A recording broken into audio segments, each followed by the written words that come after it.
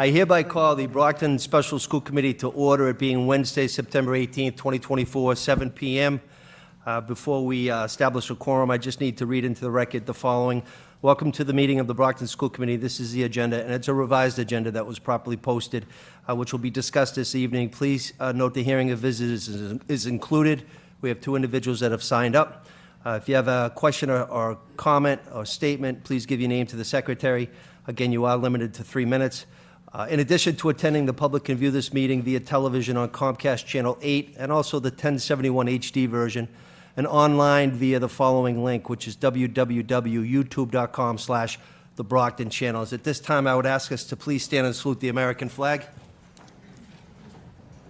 I pledge allegiance to the flag of the United States of America and to the republic for which it stands, one nation, under God, indivisible, with liberty, justice for all. We will now establish a quorum. Mrs. Sullivan? Yeah. Just for the record, Mr. Gomes was unable to join us tonight. Mr. Vega? Here. Ms. Oliver? Here. Vice Chair Rodriguez? Here. Ms. Azak? Here. Mr. Sullivan? Here. And I'm here as well. And again, Dr. Teheliani, the superintendent, but also she is the capacity of the clerk secretary for our body. Mr. Vice Chairman, please. I have two motions, if I could put that on the floor prior to us doing a hearing of visitors. Floor is yours. I want a motion that we postpone Section 3, Item B, unpaid bills, and we can schedule that to our finance meeting for a future date to be scheduled. It's a form of a motion. Yes. Is there a Motion. second on that? Second. So just the record reflect Vice Chair Rodriguez, properly seconded by Ms. Oliver. All in favor of postponing that matter, kindly raise your hand. If you do not want to postpone it, raise your hand. That passes unanimous. Vice Chair. The second motion is to table Executive Session Item 2. Obviously, Mr. Gomes is not present, so I would like to motion to remove that off the agenda. Is that Table. To table. The purpose one? Purpose 1.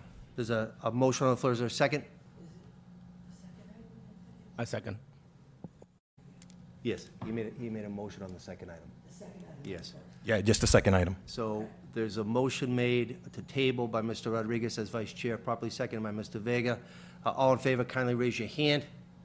All opposed, raise your hand. That matter is hereby tabled.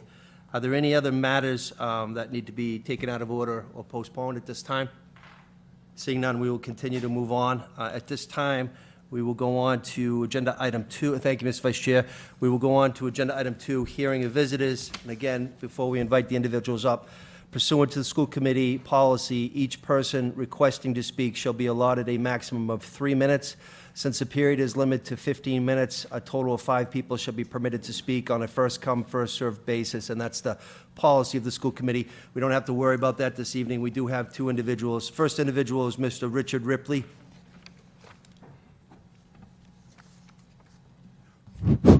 Just want to make sure it wasn't working last week when I was here, so I wanted to make sure I get this in. Yeah, my name is, thanks for having me here. My name is Richard Ripley. I'm ashamed of this committee. You are all aware of a dangerous threat to students who ride BAT buses, and you have all decided that the parents do not need to be informed. I am proud to stand up and fight for the right of parents of Brockton Public Schools to be informed by this committee of the nearly 91 confirmed dangerous threats, most recently just 2 short weeks ago. These threats have been investigated and confirmed by the City of Brockton and Massachusetts State Representative Rita Mendez. I have all the documents here. Everything I'm saying tonight, I have the documents. I live across the street from the North Middle School, and I personally witness every day approximately 50 students riding BAT every day. I say this so parents in this committee can understand that hundreds of students actually ride BAT buses every day.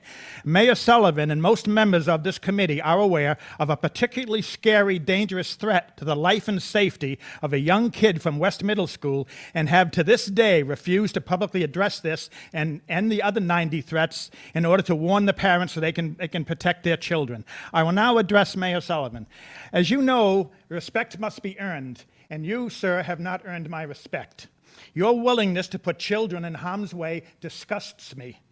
Let me explain something to you. Thousands of parents in this city care about their kids, and they have an expectation to be informed by you and this committee of any threat to their kids that you have confirmed and investigated. You do not have the right to play God and gamble with and risk the lives of kids.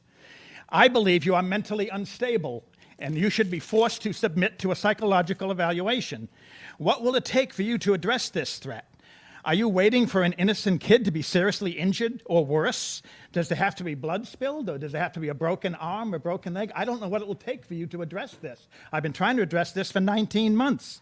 The fact that you sit in your office every day and you go about your business knowing that innocent children are riding the buses and you know the danger they face, but you remain silent, forces me to say again that you disgust me. What will you say to the grieving parents of any injured kid when they find out that you knew about this threat, but you remained silent? Your job as mayor is to inform the parents about any known threat to their children. 7 city councilors and your administration have told me that this threat on the bus is not a city issue. That is a lie. The BAT bus terminal is located in Brockton. They drive the streets of Brockton and they pick up Brockton residents. And they proceed, some of the drivers proceed to threaten their life. That's a fact that's been investigated. I have the documents. And that makes this a city of Brockton issue. In my opinion, any adult like you, Mr. Mayor, who knows innocent children are in danger looks the other way is an evil and sick individual. Finally, I ask Superintendent Brianna to immediately issue a public statement on this threat. Thank you. I wasn't watching. I'm sorry. Denise Baker, please. Anybody want the document?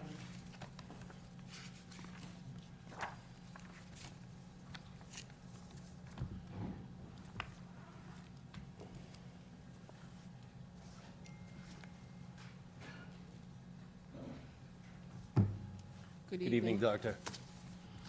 So I just wanted to come before the school committee to talk about the budget deficit, because I think that all of you should be ashamed of what has happened. Every last one of you, okay?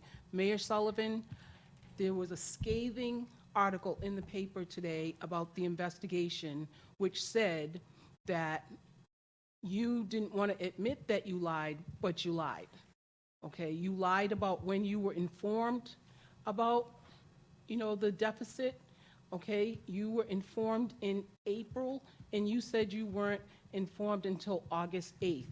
Well, in this article, it says that there's proof that you were informed, okay? So I'm nervous that we just spent $800,000 on an investigation to do this report, and now we have what?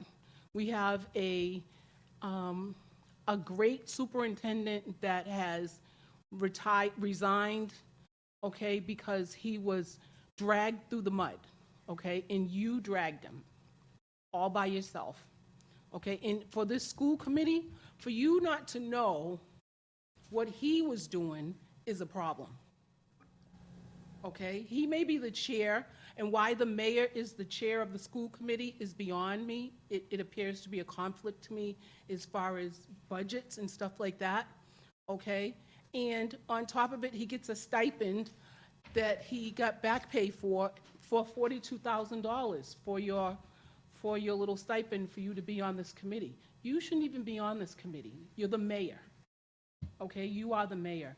What I want to say is it's disgusting, and all of you should be ashamed of yourselves. Thank you. That concludes hearing of visitors. We will now go on to agenda item 3, which is a report of Dr. Tahiliani, Superintendent of Schools. Floor is yours, Doctor.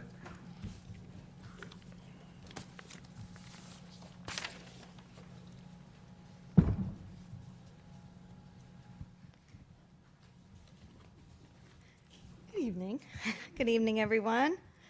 Thank you so much for being here tonight. I look forward to providing you with our update for this evening. So we are now exactly 2 weeks into the school year. Thank you so much.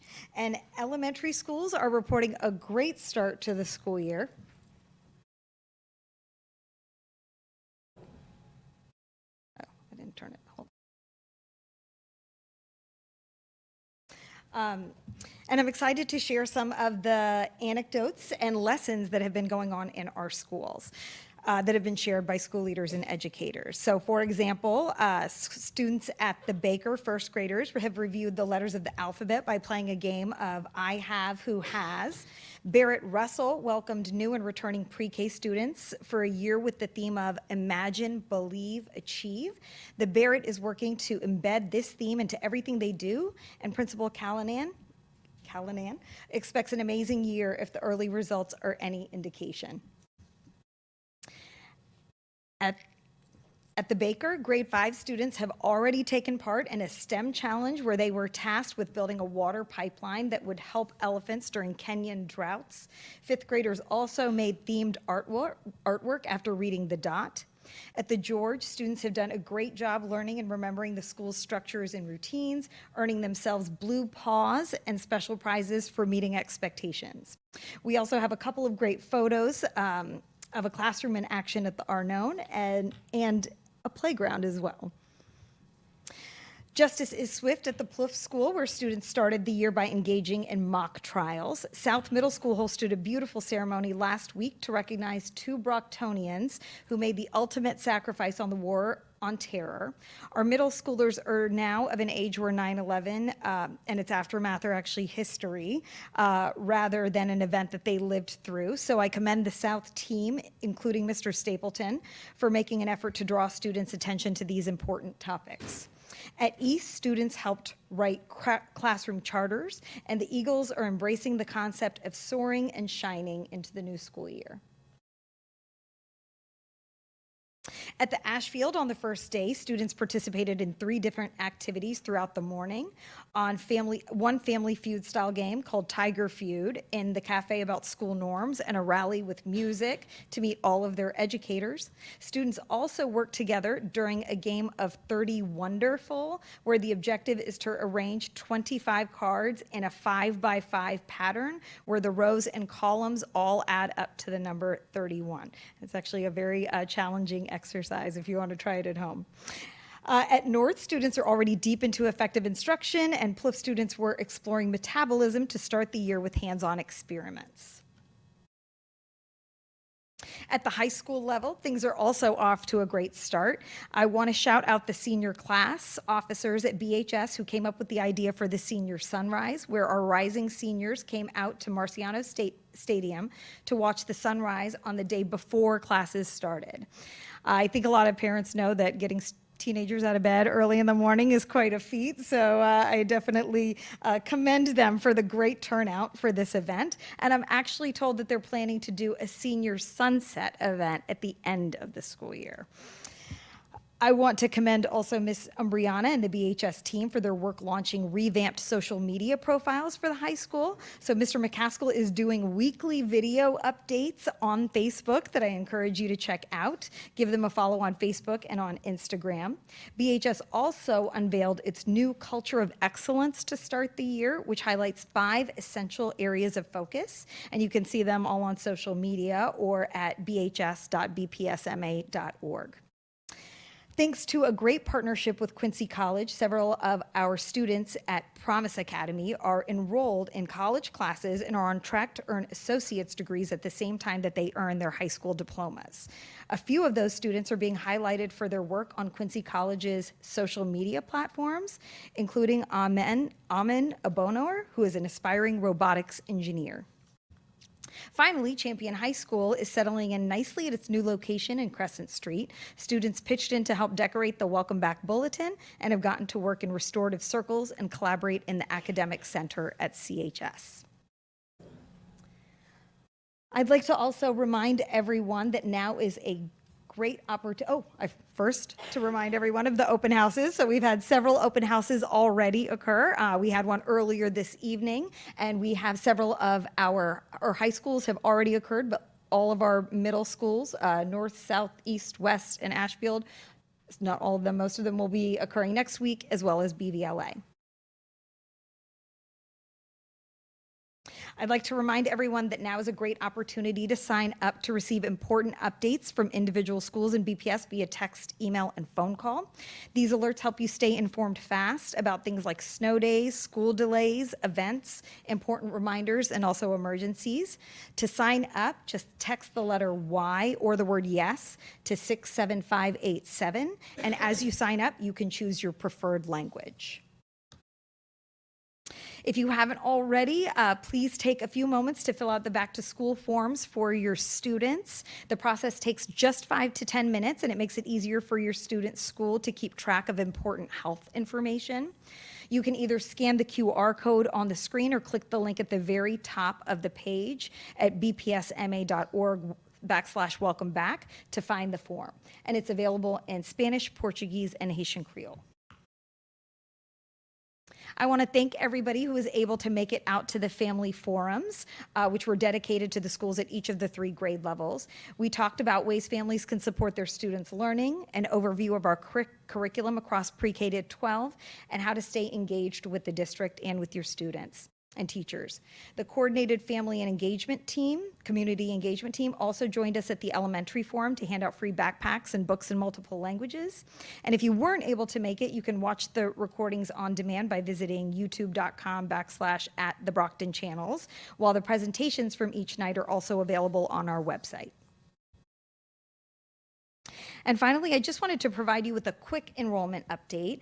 Please note that not only will this data change daily, but this is not our official enrollment data, which will get captured on October 1st. But I wanted to give you an idea of where we are right now. 9 of our 15 grades increased in size for a total gain of 599 students so far. The largest gains are in our elementary schools and in our grades 11 and 12. And because we are using the DESI profile figures, which only show in-district schools, what you do not see here, but is important to note, is that we also have 143 students for this year who are currently out of district. And I just want to note, too, that 599 students calculates to about $11 million in Chapter 70 funds. Now, again, that would not be received this year. That would be received next year, because, again, we're on a lag in our funding, a 1-year lag. All but grade 10 saw gains in English learners from last year. So we served 916 additional English learners as compared to last year already. And all but 2 grades increased in the number of students with disabilities, but overall there was a total gain of 319 students with disabilities.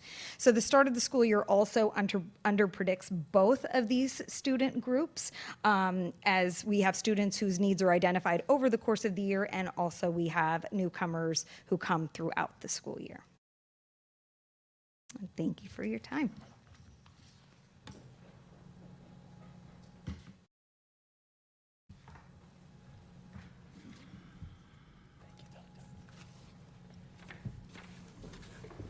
Thank you, Doctor. Any questions from the committee members relative to what Dr. Tiheliani just presented? Mr. Vega, please. So Dr. Tiheliani, you mentioned in your presentation, we're looking at a difference of about $11 million that we don't see this year. And then in those SPED and ESL numbers, can you just remind us, so those numbers are where we're starting at. Are those numbers likely to increase as the year goes on? Yes, okay. Yes. So it used to be the case for our English learners that you saw a big increase in certain months, specifically in January, but over the last few years, most districts like ours have seen an increase throughout the year, every month. It has gotten to be quite a large number, and so I will certainly keep you all updated of that. As for our students with disabilities, because we're evaluating students throughout the year, those students can be identified as well. Thank you. Thank you. Mr. Sullivan, followed by Ms. Oliver, please. Thank you for the presentation. I was just wondering, on the 9th and 10th grade at the high school, it seemed like those were the grades where we lost kids? Yes, and yet interestingly, our 8th grade is very large, so we'll see that kind of pop back up next year with the incoming 9th grade class. Right, so I just wanted to say that kind of makes sense with what was going on at the high school last year, but I just want to put a shout out to Principal McGaskill that He has got a handle on it this year, so please come back, because he's doing an awesome job. Thank you, Thank Ms. you. Sullivan. Ms. Oliver, please. Quick question. Just want to know if we have enough educators in place for all the newcomers that's coming in. And I know the numbers keep increasing weekly, so I just want to make sure how's the hiring process going and how are we getting educators in the classroom to support them? So we are continually hiring, and we do have some key positions that, that we still need. In fact, at all of my family forums, I brought up, please apply for jobs, go on to School Spring. We have many jobs available. A lot of the positions that we have available are support staff positions, such as paraprofessionals, but we do have teachers such as math, science, those positions can be difficult to fill as well. So right now, our school leaders are doing an amazing job, as are our teachers, supporting, covering, being creative as they often are, but we really are doing our best to recruit. And also being proactive about how we're thinking of hiring this upcoming school year. I will suggest that we hire early, that we start posting early and maybe get a jump on other districts, have career fairs, really be proactive about recruiting talent into the district. Thank you. Thank you, Ms. Oliver. Any additional comments or questions from the membership? Seeing none, we'll continue to move on the matter. Vote required admission policy and procedures for career tech ed.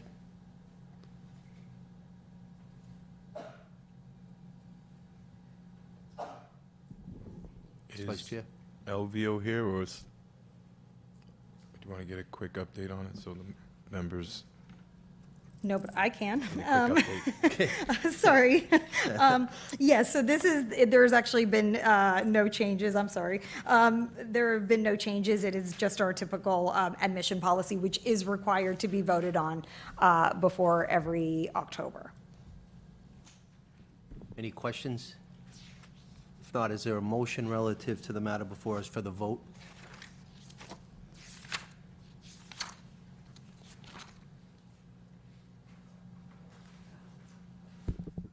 It's the will of the committee. I'll make a motion to approve the admission policy and procedures for career / tech ed. So motion made by Ms. Azek. Is there a second? Second was by Mrs. Sullivan. It was properly seconded. All in favor of that vote, please raise your hand if you favor it. Please raise your hand if you oppose it. It passes unanimous, so that does prevail. Next matter is B, under 3, unpaid bills.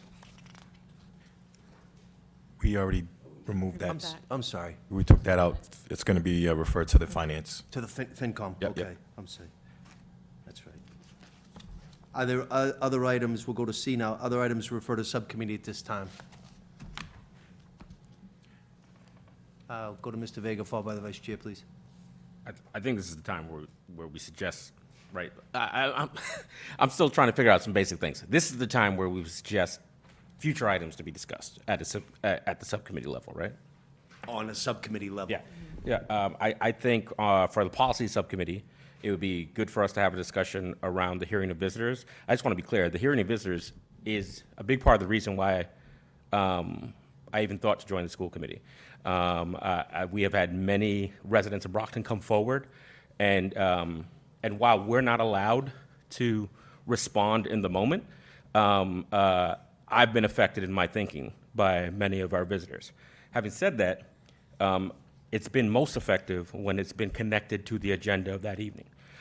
So I think at some point, as a policy level, we need to discuss focusing the hearing of visitors to the agenda. Thank you, Mr. Vega. Mr. Sullivan, do you have any questions or comments about subcommittee? No. Okay, I thought you raised your hand, I'm sorry. Any other matters relative to subcommittee? Mr. Vice Chair, please. With the superintendent and our legal counsel, there are some policies that need to be updated that we are currently working on that will be presented to the members, and we'll, once that gets ratified, we'll bring it to the committee. I'll set up a date with the members to set up a future subcommittee meet for policy. Perfect. Any other matters? Ms. Sazak, please. Thank you. Actually, after the last meeting we had voted on facilities And then we also voted on the safety, traffic, and transportation being committees of a whole. So I no longer chair those, but at the time, I had requested that we have a meeting to get updates. Updates as far as safety with our new safety director, and then as far as the facilities, where we stand, are we 100% all set with all our facility moves and stuff like that?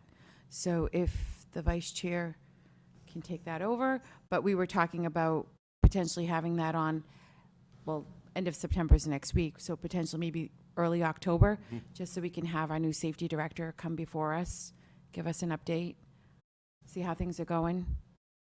Mr. Vice Chair? Real quick, there's a draft of the subcommittee roles that I drafted with the mayor, if the members can review that.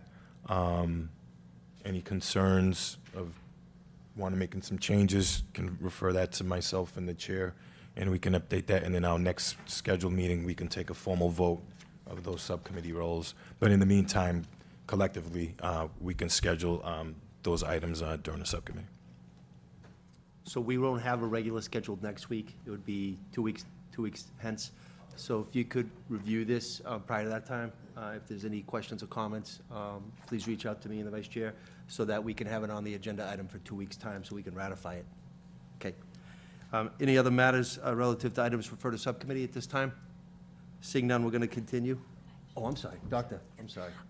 So just when it comes to the safety committee, I was actually going to recommend, instead of a subcommittee, but it's up to you all, we did receive the DESI report. It has been sent to me. They have sent me confidential materials that need to be reviewed in executive session, but they've also sent me forward-facing materials as well. So I was hoping that at our first meeting in October, I could present those materials publicly, and that perhaps we could have an executive session where we review the materials from the audit. Also, Lieutenant Bonanca has sent us his safety review, and I was hoping to also invite our new security director for his assessment as well. So it will be a heavy night of security, so we could certainly do it in a subcommittee as well. It really is the will of the body, but those are some important items that I wanted to make sure we presented. So on October 1st, the findings will be presented with some suggestions, and then October 15th, we will be, as per DESI's requirement, presenting a comprehensive plan of what has already been done and what we will be doing. Thank you, Dr. Tieliani. We'll continue now. Agenda 4 is the consent agenda, and again, there was a formal vote, so B is no longer on the agenda. We have A, C, D, E, F, G, H, I, J, and K. What is the will of the committee relative to those matters? Vice Chair? I'd like to remove I. I'm sorry, I couldn't hear you. I'm sorry. We'll take I out. Mrs. Sullivan, please? Oh, okay. Any other? This is really dangerous, me and Mr. Rodriguez. Well, that's good. Well, that's good. We're coming together. That's good. We had a good conversation, though. That's good. That's what we want. Are there any other? The record's going to reflect that, too. I like that. Is there any other matters that are going to be taken out? Is the will of the committee to take the remainders collectively? What is the will of the committee, please? Motion to accept consent agenda items A, B. B is no longer there. Just, yep, we took that vote. We took it to the next, we postponed it to a next meeting for B. B. Yep, B is no longer there. A, C, D, E, F, G, H, J, K? Yes. Okay. I'm sorry, you talked to me. Yeah, I'm coming to you. I'm coming to you. I apologize. Yes, I'm It coming. was, B was in item number 3. Yes. Not part of the consent Yes, agenda. yes, but I'm going to come to you on that, correct? No, Mr. Rodriguez actually mentioned that. Okay, okay, So Mr. Rodriguez beat me to it. okay. So B is still there. Yep, I was, We removed the unpaid yep, bills. unpaid bills to, it's going to be under referred to 3. finance. So under the consent agenda. Okay, B I'm was sorry. Remained. It's okay. So B is still on here, Mr. Sullivan. I apologize. So I will move my motion and change it to, make a motion to accept the consent agenda. Items A, B, C, D, E, F, G, H, J, and K. It's a form of a motion. It was seconded by Mr. Sullivan. Before we take the formal vote, I'll just read it into the record. A is the approval of June 27th, 2024 regular school committee meeting minutes.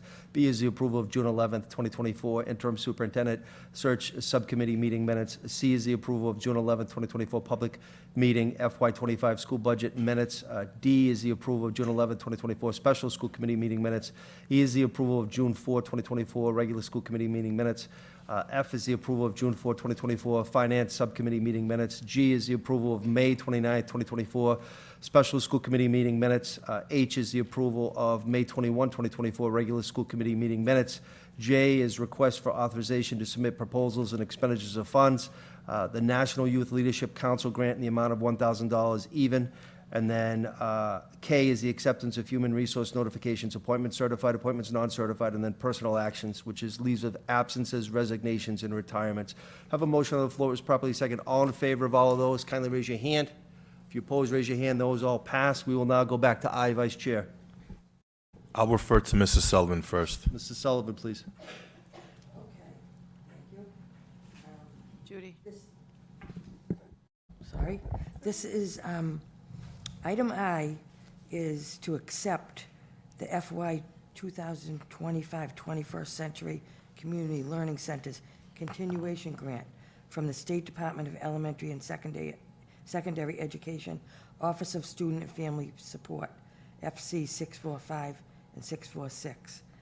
And it is, Baker and South Schools have been awarded a total of $272,876 for FY '25 to continue the impactful programs that close proficiency and opportunity gaps, increase student achievement, support social and emotional learning, promote college and career readiness and success.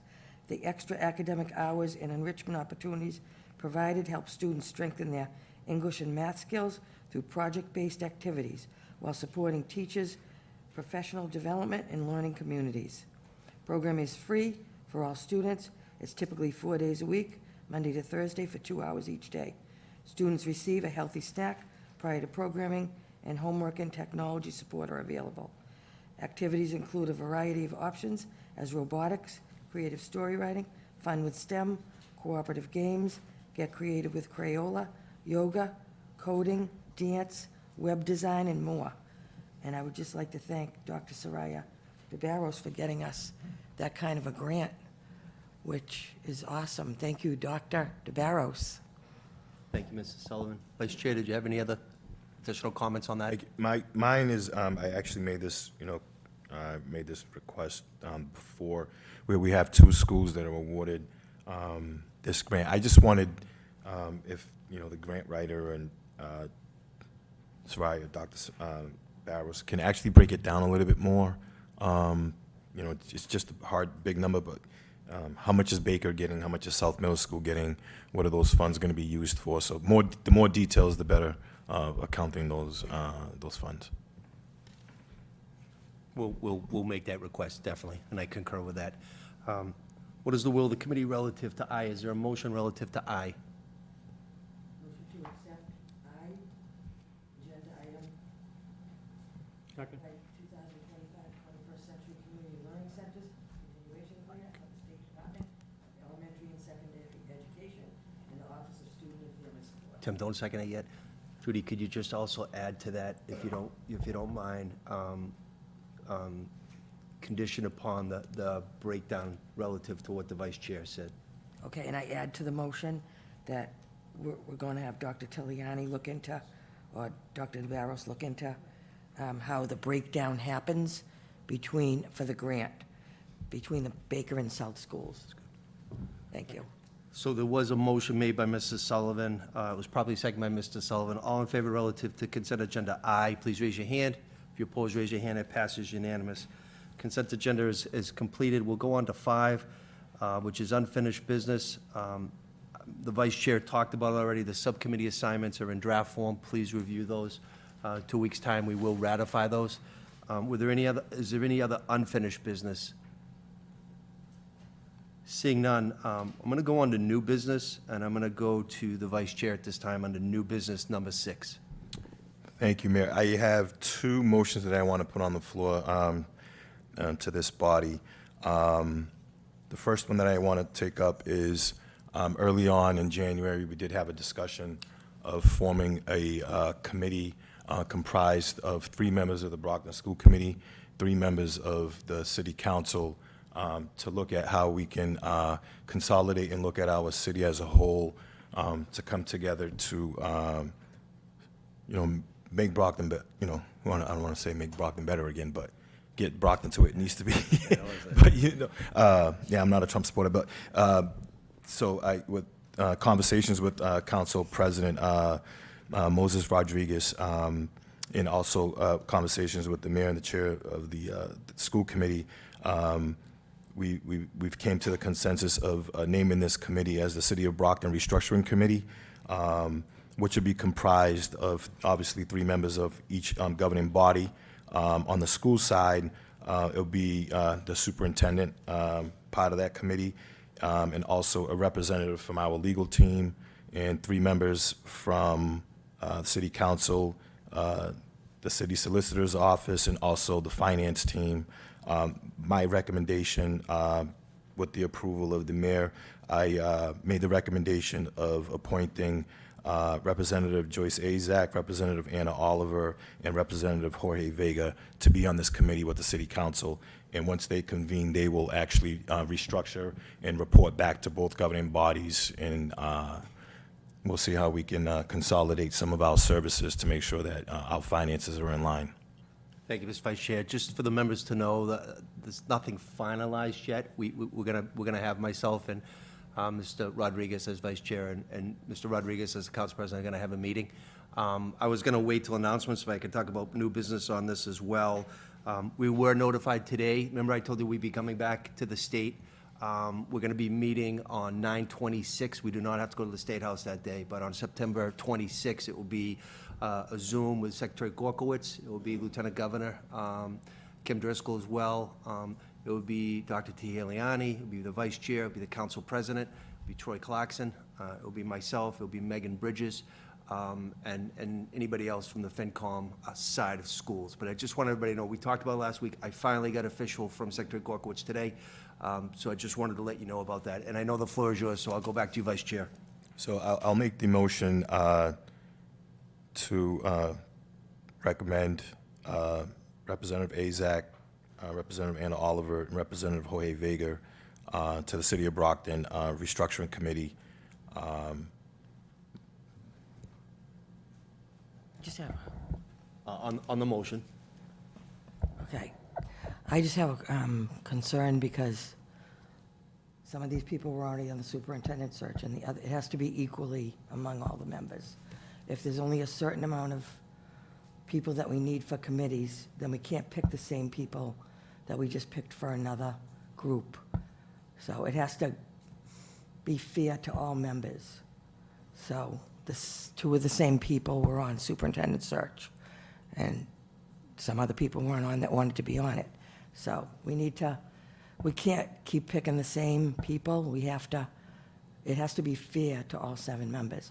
So unfortunately, a lot of people want to be on it, but so don't the other people. So just, Why don't we do this? I duly recognize it. We also, out of respect for our colleague, Mr. Gomes, he's not even here tonight. He's at another commitment. I don't think we should take a vote on it tonight, because I think what we could do is the President of the Council and myself and the Vice Chair need to figure out a little bit more, like, what is the time commitment? How many meetings are there going to be projected? So, again, we're going to be meeting in 2 weeks' time relative to subcommittees. We could talk about that at that time, and Mr. Gomes will be back, just to make it fair and equitable. But do know that I support, and we're going to hear a little bit later recommendations.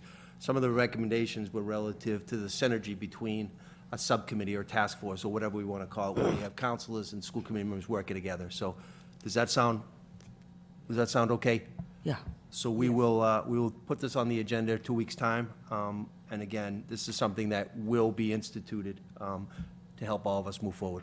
I'll remove my motion, and we'll add that to the next item. Thank you.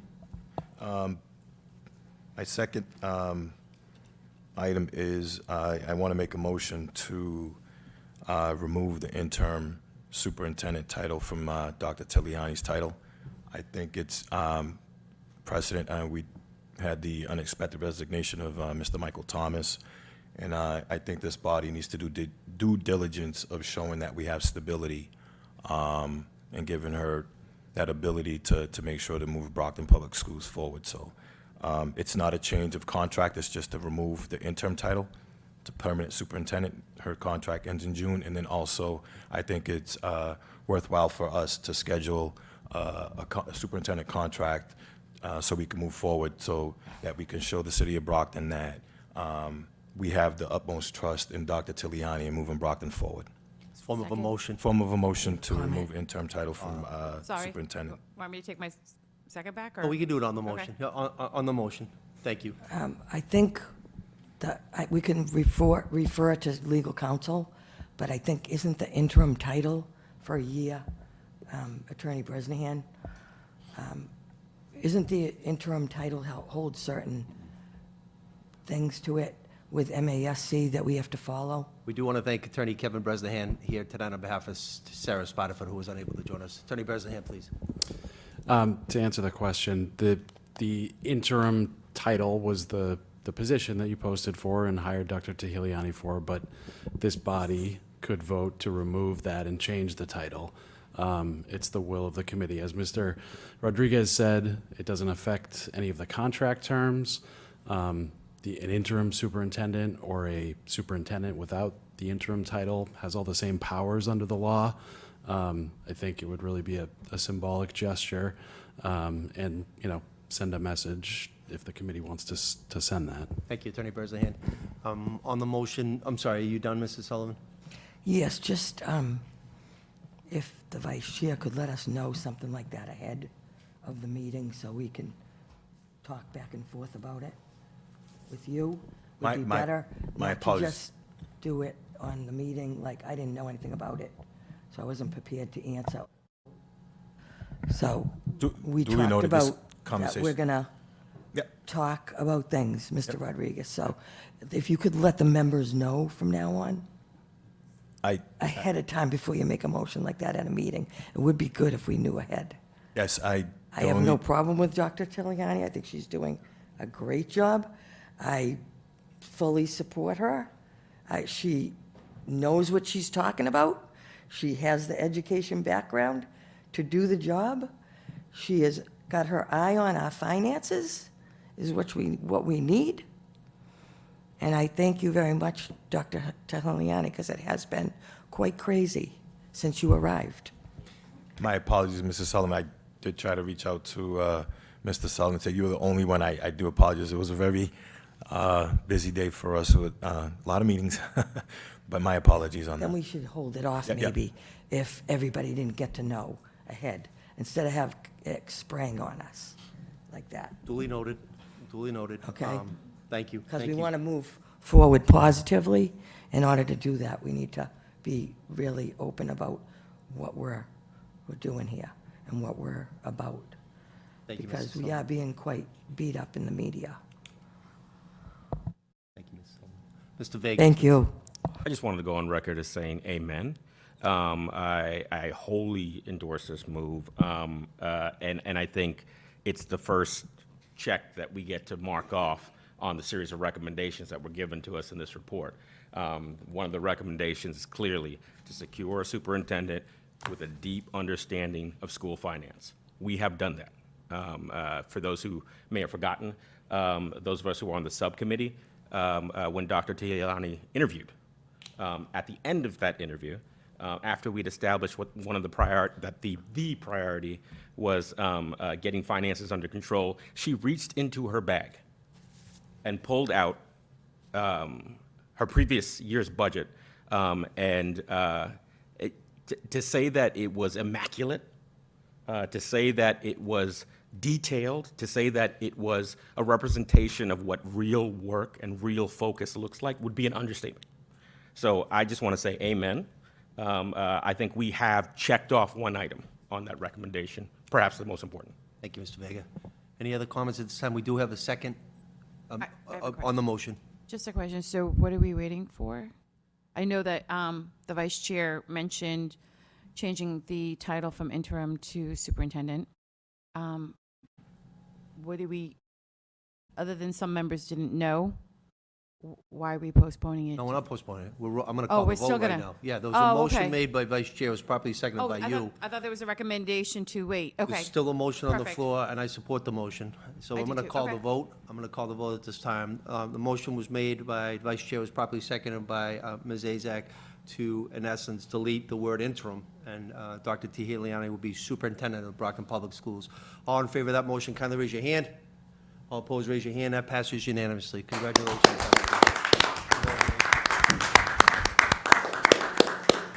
Mayor, I just have Mrs. Sullivan, the floor is yours. maybe we should have asked her first if she really wanted that title, because, I mean, since you came, I mean, come on.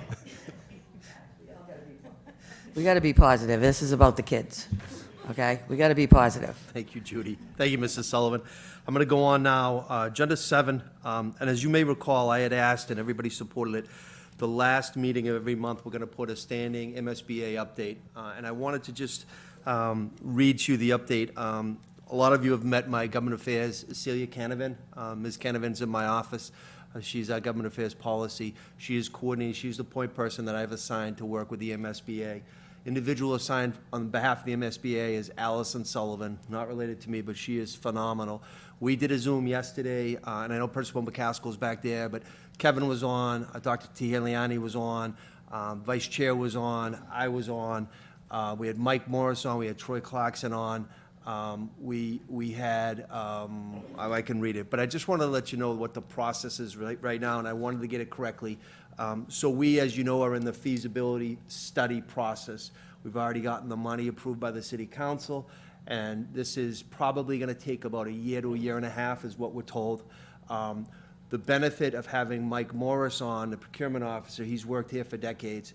Mike is actually the point person when the Baker School, the Angelo School, the Plouffe School, the George School, and the Unknown School were built.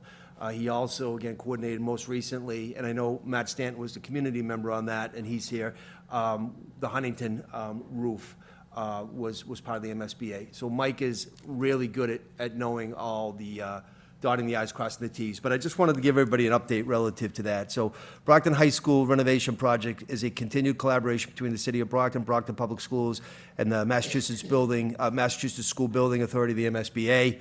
Below are the current updates as to the project. But the current status is, as of September 12, 2024, a draft request for services, RFS, has been submitted to MSBA for the procurement of what we call the required, and it's required by MSBA, as was the RFS, the Owner's Project Manager, the OPM. We are currently working towards a December panel. MSBA had asked us if we wanted a November panel or a December panel, where we would do a Zoom and go back to all the powers that be on the MSBA.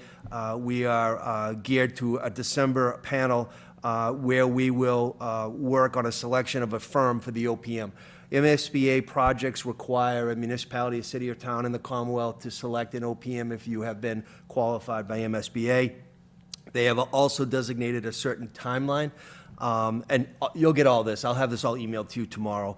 September 12th will be the OPM RFS is due to the MSB for review. We've already completed that. September 26th, advertisement is going to be placed in the Central Register. October 2nd, advertisement appears in the Central Register and also in the Brockton Enterprise, the local newspaper. October 9th, there's going to be an informational meeting, site inspection, tentatively scheduled for 11 a.m. here at Brockton High School.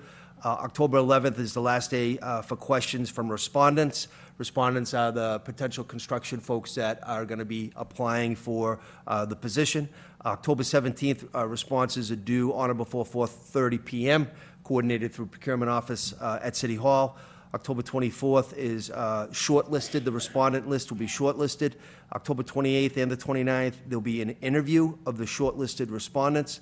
October 30th through November 1, negotiate with the selected respondent. November 6th, final selection submitted to the MSBA for their review and their final approval. December 2nd is the anticipated MSBA OPM review panel meeting. December 9 is again an anticipated, this is tentative, but an anticipated date of executing a contract. As I said yesterday, Tuesday, September 17th, the voting members of the Brockton School Building Committee, myself, striking that, Superintendent Dr. Tehiliani, Mr. Jim Plouffe, who is the building commissioner for the city, CFO Clarkson, Vice Chair Rodriguez, Council President Rodriguez. I forgot to say Moses was on yesterday. Mr. Ken Thompson was on yesterday as well. Mr. Ozzie Jordan is a community member. He is not confirmed as of yet, so if Mr. Jordan decides not to, we will find someone else in his place. But we voted to confirm the appointees of the OPM Selection Committee, and that was forwarded yesterday. Final minutes, final vote to Ms. Sullivan at the MSBA. So just wanted to kind of let you know that the feasibility process is off and running. The amount of time that this committee will be working is going to be plentiful. I know some of the members had asked if we could add additional folks to the building committee, which is different than the OPM. We can do that. We haven't done that yet, other than to change certain people that either retired or had left. So at this time, that is the update. In a month's time, we'll have much more of an update as that timeline kind of dictates where we're going to be going. But we do expect the size and magnitude of this project, that there'll be a lot of people responding to this respondent questionnaire. Any questions on the MSBA? Mr. Vega, please. I think like everyone, I'm very excited about this. A couple weeks ago at City Council, some of our colleagues expressed concerns. I think it was when the request for an additional $48 million for the public safety building came up. And while it might seem unrelated, what some of our colleagues on the City Council were concerned about was the impact that overage might have on our ability for BHS renovations. More specifically, I believe that there's a certain level of debt that we were prepared to carry that gets cut into with that $48 million. Is that a factor in these conversations? It's not factored into these conversations. These are the due diligence pairs. This is the feasibility. This isn't the final. If nobody objects, and he's the birthday boy and he's here on his birthday, Mr. Clarkson, could you opine on that a little bit? Nobody objects. He's not an invited guest, but nobody objects. Troy, would you mind?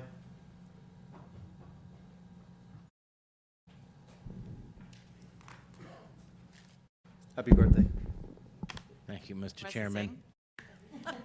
And good evening, committee members. It's a great question, and one that I'm sure we'll be discussing at length over the next 18 months as the feasibility study unfolds. But the simple answer is no. The city's current debt position is very low, meaning our overall debt as it relates to our overall budget is very low. Generally, bond rating agencies and financial analysts recommend that a municipalities' principal and interest costs be no more than 10% of their overall operating budget. We are well below that. And as I've stated to the school committee and to the city council, I believe the best option to finance this project, the largest of its kind in the Commonwealth, and certainly the largest school project ever in this city, will be through a debt exclusion. But we'll have lots of time to talk about how that would impact the taxpayers here in the city. But the simple answer is our debt position is very strong. So the money for the public safety building will not in any way impact our ability to finance or borrow for the high school project. So this is not just for me, but I think maybe for people who are listening or watching, what is a debt exclusion? What does that mean? Another great question. So as you know, municipalities in Massachusetts are restricted in the amount that they can annually increase the property taxes for any given community. Most everyone, I'm sure, has heard of Proposition 2.5, which was enacted more than 40 years ago, and that limits a municipality's ability to raise its tax levy. That's the maximum amount you can tax the public, the property owners, by 2.5% a year, plus an allowance for what's called new growth. So when you build new buildings or additions on houses, that new amount can also be added every year. So you can raise taxes every year by that amount. Now, if you want to build things or buy things, you can what's called exclude from Proposition 2.5 in two actually three important ways. One is an override. So an override is permanent and is not usually for a capital project, but it's for ongoing expenses. So you raise that levy limit, you raise taxes by a specific amount forever or until you vote to reduce them. You can do what's called a capital exclusion, where taxes would go up for 1 year for a specific capital investment. So let's say you wanted to buy a fire truck. You could raise that levy limit by that amount for that 1 year, and then it comes back down. The most common of the three options is what's called a debt exclusion. So what that does is, and all of these, by the way, require a vote of the city's legislative body, in this case the city council, and of the general public. In a debt exclusion, the taxes would be raised for a finite period, and that would be the period of the debt. So for a project like this, it would probably be 30 years. And so the taxes would be raised to be able to pay the principal and interest on that debt for the period of that payback, and then the taxes go back down. So that's, as we discuss this, the feasibility study will likely take a year and a half or so. Over the next year and a half, I hope to have some robust discussions, not only here, but with the public, about what that would look like and what those impacts would be. Before we can really do that in any great detail, the feasibility study will tell us how much the project will cost, and then the school building committee, through the eligible applicant, will make determinations on the scope and the size of the project. But I thank you for the question, because I think it's important now that we start having discussions as a community about what that financing would look like and how it will impact the taxpayers of Brockton. Thank you. Thank you. Thank you, Troy. Any other questions relative to the MSBA update? What I will do in the morning is I will have Celia send you that, and I'll make sure that we get it out. She finished it today for me. We get it out a couple days before the next one, so people can peruse it and have any questions.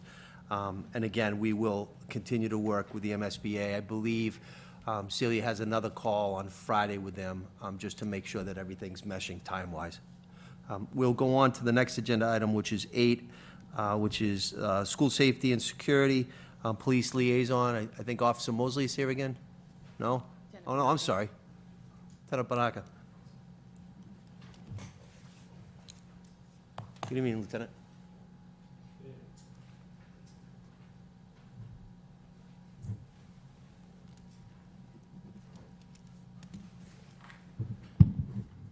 Superintendent Tahiliani, Mr. Chairman, Mr. Vice Chair, school committee members, and those in attendance. At the top of the hour, some statements regarding the assault of the West Middle School student that unfortunately occurred.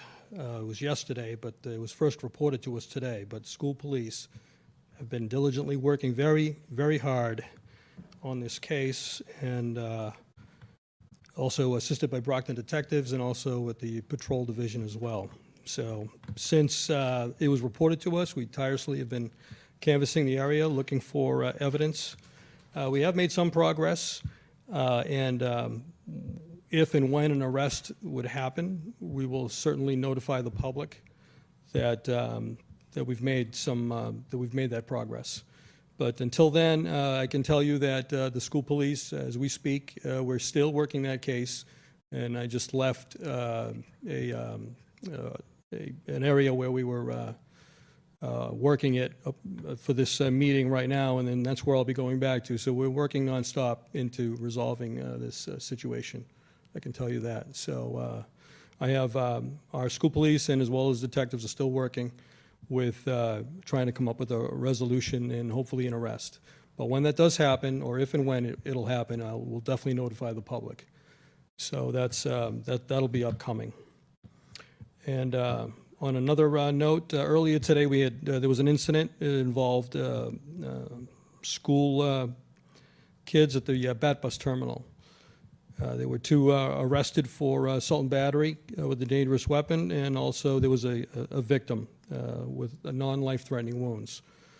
So that didn't happen on school property, but one of the things that we do is that we make the notifications to the proper administration officials. And the reason we do that is so they can come up with a safety plan, because obviously at some point we'll have kids that are related to the incident, for instance, they'll go to school. So the point with the safety plan and the point that we make notifications to the proper administration officials is so we can stem the tide and see if maybe we can come up with some plans for safety, so the students can be safe when they go back the following day. On another note, yesterday we also had there were two students that were fighting outside the Red Building. Violence will not be tolerated, and although there will be school discipline involved, they will have charges for assault and battery. So that's just a message that we're sending, that violence is not going to be tolerated on school property. And we understand that there will be school discipline, and I want to also, Principal McCaskill and also the new Safety and Security Director, Jackson, we've been in consultation with them, and they agree that, again, violence is not tolerated. So I think, but notwithstanding those incidents, obviously, with the first situation that I spoke about, vigilance obviously should be maintained with the kids and with the staff and the students. So notwithstanding that, that information, from what I gather from interviews, this still appears to be one of the best years so far that started with the school systems, Brockton High and otherwise. And I think for the most part, although I did give three situations, that's a very, very tiny percentage as to how positive everything's going with the school system. So at least that's what this is my first year, but that's what I gather from interviewing different staff and students at the high school and the other schools. Any questions? Any questions for the Lieutenant? Ms. Oliver, please. Good evening. Good Thank evening. you for all the work, especially the school police is doing, especially for the incident that happened. What are we doing with the Brockton Police also to help you guys to increase like patrol around certain areas, especially Brockton High and West Junior High, because we do have a lot of wonders. Unfortunately, I live around that area. And unfortunately, I don't let my kids out no more in front of my yard because there's a lot of suspicious people wandering around my street. And I see them around West, I see them around Brockton High, and I'm afraid for our student because of that. So the incident just happened. I hope we are getting support for that student. As a mother, I would never want anything like that to happen to my child.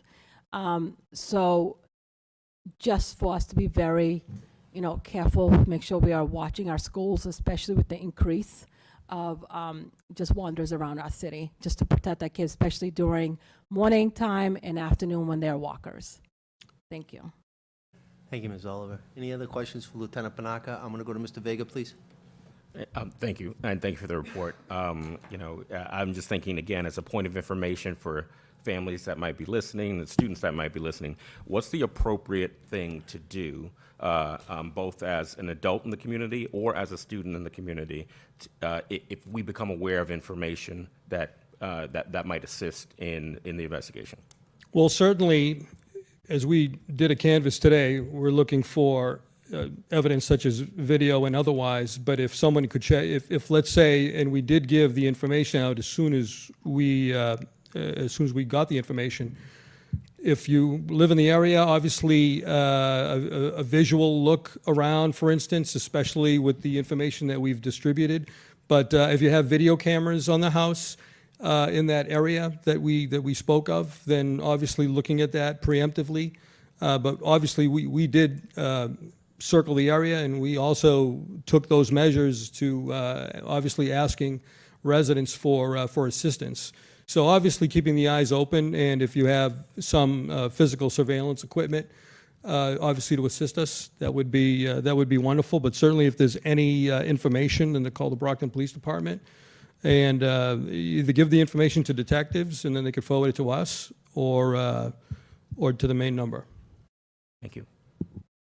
Thank you, Mr. Vega. Any other questions for Lieutenant Panaka at this time? Thank you very much, Lieutenant. Thank you. Agenda 9, I'll read it into the record, and I had asked that we do this external independent investigation report. There's quite a few recommendations, so we wanted to review those. And the city solicitor, Megan Bridges, is here. Solicitor Rand Point, it's an independent external law firm that did the investigation. They needed a city contact person. Solicitor Bridges was the point person, so she is definitely very well-versed in providing the information tonight, and she also did an exceptional job last night on the city council updates as well, Monday night on the city council updates as well. Solicitor Bridges, good evening. Hello, Mayor. Congratulations, Dr. Tahiliani, Superintendent Tahiliani. My name's Megan Bridges. I know most of the folks on the committee. I am the city solicitor. I have begun to work very closely with the members of the school committee and the staff of the school department. That has been a pleasure. I am a proud Brocktonian who is welcoming 3 kindergartners into Brockton Public Schools this year. So these issues really are personal to me, both professionally and in my everyday life. So as the mayor mentioned, last night I gave a short Monday night, I gave a short presentation to the city council in terms of a public presentation on the investigation that was made public last week. And the investigation in its full entirety can be found on the city's website in the news section, if you're particularly looking at it. So I have a few slides, and then, but most importantly, as the agenda notes, the conversation is focused on the recommendations. So at that point, I'll probably turn it back over to the mayor to go through the recommendations, but I'll stay up here in case anyone, I'm sorry, I'm just looking for a piece of paper.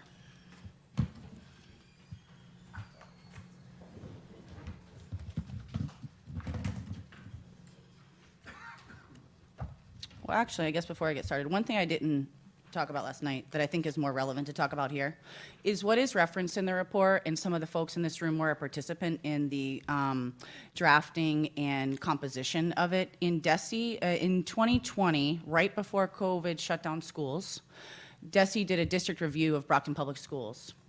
The date is March 2nd through the 5th of 2020, comprehensive review conducted. It's over 120 pages, and it's referenced in the report because it's real-time information that's relevant to some of the issues uncovered. So I would suggest anyone who's interested review it, because it's not related to the investigation at all. It's related just to the folks who regulate education for the Commonwealth and in Brockton Public Schools. So you can see what their thoughts are in here also. And I'm sorry, I had a short list, but I'll just go on without it. Okay. So as the mayor mentioned, the city commissioned an investigation into the deficit of FY23 that originated with Brockton Public Schools. The firm that conducted the investigation was Nydstrom, Beckman, and Paris. I do not know those folks. I've never worked with them before. I began the process by looking for law firms that did internal investigation type work. That was the impetus for where we started. I never used this before either, so let's try this. Okay, so the report itself is pretty self-explanatory. The table of contents is written in almost full sentences, so I would encourage you to follow along if you have it or can access it. But basically, the key players in the budget process are the superintendent, according to the report, the BPS CFO, who at the time was Aldo Petronio. The Brockton School Committee has certain fiduciary responsibilities over the budget and expenditure of funds. The city CFO is, under Brockton's rules, we have an outsized CFO. Most cities and towns have a budget director or a finance director in their city internal department. We don't. We have a CFO. Some places they call it a CAFO, but that is the result of Chapter 324 of the Acts of 1990. And then the mayor is responsible for supervising and overseeing the school budget and the expenditure of school funds. So those are the key players. The FY23 budget deficit Essentially, the report finds that more than 23.8 million was spent outside of appropriation, but the amount was offset, and then the budget deficit is approximately 18 million. You can find this information on page 46. The origins of overspending in BPS finance are outlined here, A through D, mostly on personnel, and that includes the transportation overspending also, even though those folks may not all be employees. BPS overspent out-of-district tuition as a result of closing, mostly as a result of closing the Huntington by over $3 million, and contract services budget overspent by $1.1 million. Systemic failures and root causes. These words are a title of a section of the report. So that's where these words come from. And, oops, excuse me. The systemic failures and root causes outlined in the report are the superintendent, school committee, the city CFO, and the mayor blindly trusted the school CFO. The superintendent failed to prepare and administer the FY23 budget within the limits of the city council's appropriation. The school committee was not informed, engaged, and didn't exercise oversight in terms of the FY23 budget deficit issues. That is not a general statement. The city CFO failed to exercise oversight over the school budget and spending as required by law. Again, this is a special law, Chapter 324 of the Acts of 1990. The mayor did not intervene, and there's a deep divide between the city and the school department. So just like I did last night, I'm going to click through the recommendations and come back to them quickly, because I just want to introduce Baker Tilly, who no one really has talked about, but they were just engaged to obtain and analyze the information available pertaining for a significant period of Brockton's public schools to try and determine if this was an isolated problem or not. According to Baker Tilly, whose entire report is included as part of the investigative report, this appears to be an isolated incident. So they did not find that type of data. But they did, they were able to confirm the amount of the deficit and the origins of the overspending. Okay. So there is a number of recommendations. And Mayor, do you want to take them one by one, or do you want to read them all and then break them down? Whatever the will of the committee is. I mean, one by one might be helpful. Anybody object? One by one would be great. Okay. Okay. So, sorry, I'm going to look down at my notes now. It's okay. All right. Okay, so A, I think is fairly simple, and I'd also refer you to the 2020 DESI report. The school finance department should build its budget based on actual expense information from prior years. There is more detail certainly in the report, and I would defer to the committee on if there's any necessary action, but you know, one suggestion is to take A and B together and potentially D on this first page. And I do not know if you have any policies or standing invitations related to finance updates, but I would suggest that you all consider determining and approving the methodology in which you'd like to receive financial data, when you'd like to receive it, who you'd like to receive it from, and clearly communicate those expectations to the folks who work for the district to provide that information to you. You know, I'm not a part of your deliberations on this, and I'm not suggesting you take any votes, but the point of this agenda item is to discuss the recommendation. So I just want to make sure that this can be a back and forth discussion on what we're talking about right now. Sorry. Ms. Vega. Thank you. And so, did you say at the beginning that Baker Tilly determined that this was an isolated instance and not something that? Yes. Because with these recommendations, I would believe that these have been practices for some time, right? So that's a very important distinction. Thank you for bringing that up.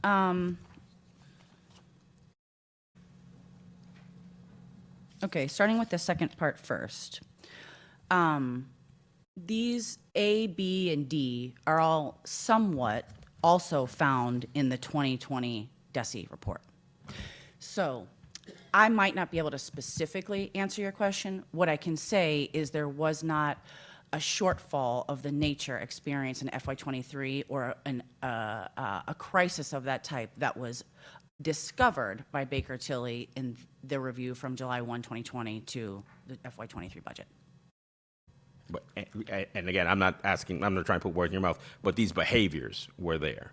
The behaviors that lead to recommendations like this, I would imagine. So the more detailed words in the report, to give a little bit of context to these recommendations, I can read them, although you can all find them for yourself. But it is a fundamental and critical accounting practice to build a budget based on the prior year's actual expenses, and then to track expenses to the budget throughout the fiscal year. Reviewing what was spent in prior years, combined with planned adjustments, is the best predictor of spending needs for the upcoming fiscal year. The school department's budgets year after year included no actual expenditure information or detail explaining how major budget categories were calculated. The school department must build its budget based on actual expenses from prior years with detailed backup information supporting its budget's amounts. Further, as DESI recommended in 2020, the school department should include these actual expenses in its public-facing budget documents to reflect how public funds were spent in prior years and to show that how spending compares to the proposed budget. And all stakeholders in the budget process, from the school finance department to the school committee to the city CFO and the mayor, should have readily available detailed expense information as the budget is being prepared, considered, and approved. So that's the gist of it, is let's all get on the same page with accurate information. Yeah, I'll just close with, just so folks in the public know, since my arrival, and I think since the deficit broke, we've received at least monthly reports. Those reports, while really detailed in the moment, don't adhere to the idea of looking back to the previous year. I think, not just in budget cycling, but in cost, in expense analysis, we should know how much was spent this time in the previous year, and we should be able to see what the remaining budget was and the percent tapped into at that point, just so we can note trends. And I think that'll inform the questions that we ask Dr. Tihiliani or a future CFO about where we stand. Ms. Oliver, please.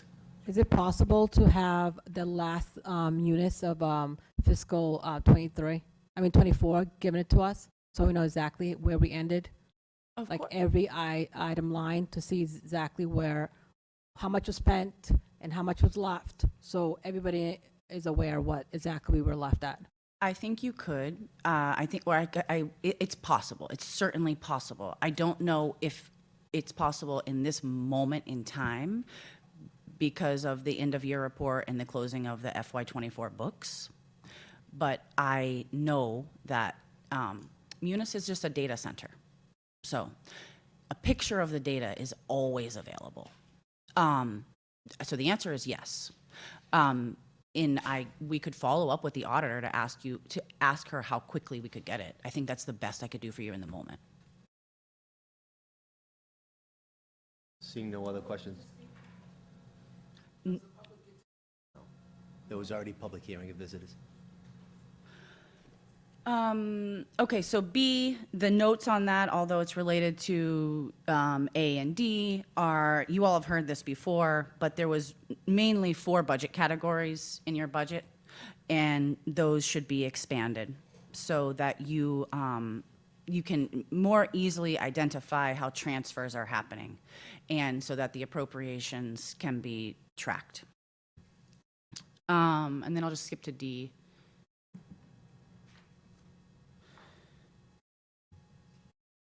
This is A, B, and D just really go together, so I'm not going to make any more comments on that. On C, the school department should maintain a human resources or personnel system that accurately tracks employees by location, position, and funding source. This became an issue when we all learned about the deficit and trying to work with BPS in determining what FY '24 was actually going to look like. So this is a little bit outside of my wheelhouse, but I can say that between payroll and munis and position control and your new superintendent, that this is a recommendation you all will be able to come up with the processes for. One other point of information for everybody. Remember when we would give updates about the lieutenant governor and how she was talking about a mentor program, Big Brother, Big Sister is what she called it. It's called a Community Compact Grant. We've applied for 2. One of those, we haven't gotten them yet, but one of those is for payroll audits. So it would be relative to HR. So it's already been applied for. So if we get that, and maybe we'll get an update on the 26th, we talk to the folks, but that could be utilized for this HR recommendation. I'm sorry, Solicitor. Oh, no, this isn't, I'm just here at the podium. This is not my meeting.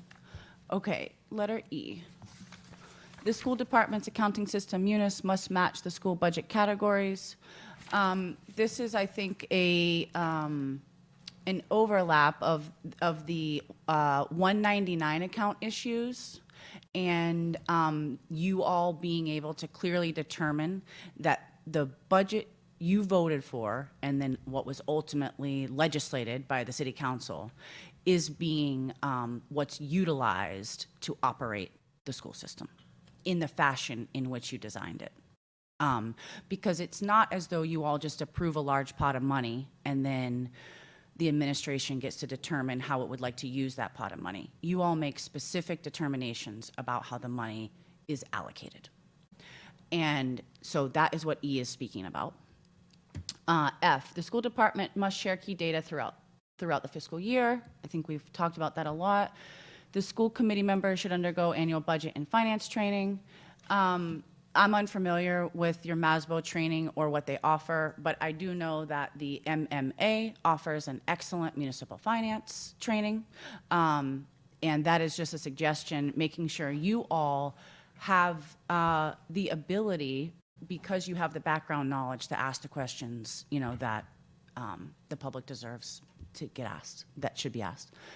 The school committee must, as required by law, approve vendor and payroll warrants. This needs to be developed as a system, and I would recommend engaging potentially open architects on the discussion, because you don't want your vendors waiting for payment, certainly, but there could be payment processes developed so your vendors know what the timeline is for payment, so that you all have an opportunity to review the bills and ensure that the services were rendered prior to them being put on a warrant and then paid. And again, just looking for some clarity, I think a lot of folks who are following along know who the school committee is, know what approval of a vendor might mean. But when we talk about payroll warrants, what is that? So the, okay.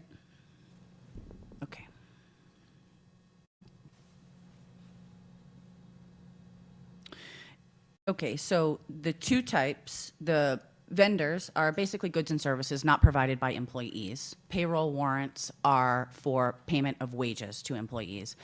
And this is an estimation, but if you look at your budget, I would say, at least for the city, I mean, Troy is here, upwards of 75% of our budget is personnel costs. Is that, I mean, I'm going to say maybe 70. It's a high percent of what it takes to run a large corporation. So on payroll, and you all employ lots of different folks under under different CBAs that have different payroll codes, that may have worked overtime, that may be entitled to a differential for A, B, or C. I'm unsure. I'm not really familiar with the contracts, but the hard work of auditing the payroll warrants and you all ensuring that the proper pays are being provided, that's being missed. It's being calculated, but it's not being audited. Thank you. Mayor? I'm sorry. Ms. Azak, please. Thank you. So I see this recommendation in here, but in defense of the school committee, many have asked about the warrants, and we were told we don't do the warrants. So, and Mr. Rodriguez can back me up on this. Mr. D'Agostino was on the committee years ago. We learned about the warrants when we went to the mass conference. We brought this up to Mr. Petronio. So as far as like the warrant system, it's in our policy. And I'm listening. I will take criticism where criticism is going to come towards some of the members, but some of these things we have asked. And again, I always repeat it. You're only as good as the information that's given to you. And if things are held back from you, you know, there's only so much you can do. And we have asked about the warrants. So this is a whole new committee with a new superintendent, and we are in a different direction. But Mr. Rodriguez can back me up on this. We have asked about the warrant system many times. Again, with other things to do. I wasn't going to interrupt you with other items, but some of these items we have asked over the years, and you know, things were just not brought forth to us. So, but again, now we know it is, and we always knew it was a policy. We questioned it. Well, we don't do the warrants. No, we take care of it. You guys have nothing to do with it. So, just to clarify that for those that are watching, because we're getting, people are pointing these things out, but they're not realizing a lot of the members have questioned this. But we're only one member. So that's the only thing I wanted to just mention. You know, I'm getting the keyboard warriors and getting attacked all, you know, getting the screenshots and stuff, but a lot of this stuff in here, we have asked for it. But, I mean, I don't want to interrupt you before you finish, but as far as the warrants, for those committee members that are new, that were not aware of this, we did ask for the warrants. I know Mr. Rodriguez did. I know I asked for them, and we were told we don't do them. So, and I know Mr. Rodriguez can back me up on that. And we asked more than once, and this goes back to years ago as well. Just at least for my purposes up here, the point of the conversation is not for the purposes of blame, and this is not my report. No, absolutely, I get that. It's I just just wanna those that are clarify. listening. Yeah, just This- those that are listening to the recommendations. I know these are recommendations, but the attorneys that prepare this should also know that we asked. I think they might say, if you asked, well, I'm not sure what they would say, but what I can tell you is the district review report from DESE says the same thing.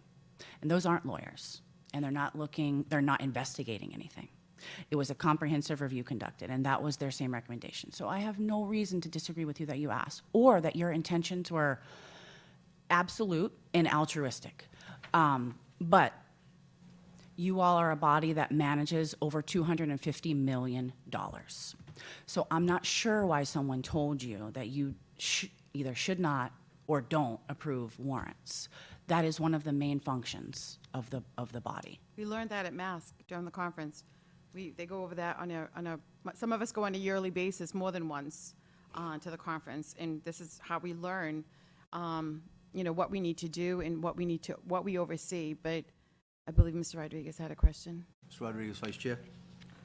Mine is more of a statement. Thank you, Megan. We know you didn't do this, and you're doing your due diligence of presenting this. With the warrant system, real quick, Dr. T, we've been already addressing that. The warrant system just doesn't fall on the school district because it also involves the city side, because there has to be a collaboration on there. With the warrant system, this was brought up 4 years ago. One of my concerns, when there was 4 new members on the, it was just myself now, Mrs. Ellers, Mrs. Cynthia Rivas, and Jared Homer. Just one of my concerns is when we were holding these accounts review, even though the public had access to it, this report to me, I won't call it an investigation. I'm going to tell you why, because my knowledge of what I know, what actually happened, there's a lot of stuff that's missing. That's just me, the people that presented it. I think could be a lot more meat potatoes in here, specifically through the accounts review. And I think that was a disservice to, I would call it an audit of systematic failures, not an investigation. If policies were followed, the accounts review had BCA access, the public would know that there were 4 members asking all of these questions. And we were told that they weren't able to put Munis up on their screen, which is BS. Warrant system. I learned that early. I'm like, how come we're not following this? I even reached out to other districts. That's our dual responsibility. Oh, we don't do it because we're a city, we're not a town. It was every excuse. And then if those financial people give you that answer, and then you go to the individual that's in charge and says, yes, they're correct, where do you get your answer? Thank you to one of our colleagues on another school committee. Every elected official has the ability to access Munis on a read base only. So I suggest everybody reach out to IT and make sure you get that access. You don't get to do overrides, you just get to read it with those informations. But on page 139, you can read where Mrs. Ellers, I was in the room, there was 4 of us. We asked all these detailed questions because of the way that the report was generated. It was very hard to understand for them to break it down. All of these questions and recommendations that you're supposed to follow, those were already asked. Why weren't we doing it? And when you get the same answers for the people that have job, let's say they have a description, they have a job description. These people do it full time. But when you sit in a meeting, in my recommendation, accounts review has to happen in this room moving forward, not in finance office. And in those minutes, you know, I'm looking at those minutes and making sure that they're accurate because it's in those minutes. So that's what I'm saying. It's like when you look at the footnotes, do they look at the minutes? Do they look at who was in those those meetings? There were numerous accounts that we didn't approve as those 4 members because a lot of those spendings were questionable. And one of those is, you know, I'm being sued for one of them because looking at some of those expenditures that weren't supposed to be spent and being told that those weren't approved. So that's why we didn't approve it. But to say that questions weren't asked just because you don't see it in public doesn't mean that they weren't asked. They were. But these recommendations, we just have to turn a page and move forward and address everything that's here, which the school district is already doing. So, but to me, like I said, this is a audit of, you know, systematic failures. I won't call it an investigation. I have a lot of questions that need to be answered. And I'm going to go on record to say, regardless of this audit, I'm just trying to digest all my questions, but I want this body to, there needs to be a deeper dive. This is just on the deficit. There needs to be a deeper dive. You know, I think there needs to be some state intervention to look at the top to bottom with the school district, and not just the school district, the city as a whole, because the school department isn't the only department that has deficits. And if the public follows city council agendas and look at the amount of money that moves around, they're not just moving around just because they need it, it's because they were in deficits. But I think that's another request. Hopefully I can make that in our next meeting. What my request is to have a certain agency come in and look at top to bottom, because granted, this gives us a lot of information, but there is a lot that's missing that needs to be out there for accountability. And a lot of people, it's not mentioned in here, this report, and other governing bodies need to be mentioned as well. So that's just my thoughts on it. But thank you for, the presentation moving forward. Before we go on to letter I, which actually I think you all did take care of. Oh, yes, Mr. Vega? yeah. I think, one of the things that this conversation is provoking is the idea that we really do need to look forward and turn the page. And I think we also need to do it with some understanding of like what we want to change in terms of this body's behavior, right? So I've had a lot of time to talk to Vice Chair Rodriguez and to get some contextualization of like, how did we get here, right? And we've asked each other some hard questions. And I think my big takeaway is, as he said, the idea that a lot of questions were asked. It's just that the public didn't know. I think as a behavior change, we need to ask every question in public. Even if we've already had the discussion. I mean, there are many times already where Dr. T and I have had a conversation, and I will ask her this question because I think people need to hear her answer in the forum. So I think that's a behavior shift, right? If we're asking the questions offline, that's great, but we need to ask the questions online as well. I think also one of the things that was a big aha moment for me in my conversations with Mr. Rodriguez was like, you know, we get to a point where we're asking questions, we're not getting if the group isn't getting answers, and then you have to sign a budget. And I recognize that not signing the budget, not putting your name on that budget, not raising your hand and submitting the vote means that teachers will suffer, means that students will suffer. And I think as a behavior change, if we see the bus going towards that cliff, if we're not getting answers to questions, we need to let the public know what the consequences are, right? I will not put my name on a budget that I don't understand. But I also won't get to the end of the year and announce that I don't understand it. Like, I think if I haven't gotten questions answered and we're midway through that year, the public needs to hear us say, teachers, families, students, you are about to be affected by the fact that we're not getting answers. Right? And in that way, I think we invite the public to engage and be a part of the discussion, to call all their representatives, to call the mayor's office, to call whomever, to make sure that these questions are being addressed. So again, I think this is the teachable moment, if there is, you know, and I think as a behavior change, we need to do more in the public, more explanations, more questions. Thank you, Mr. Vega.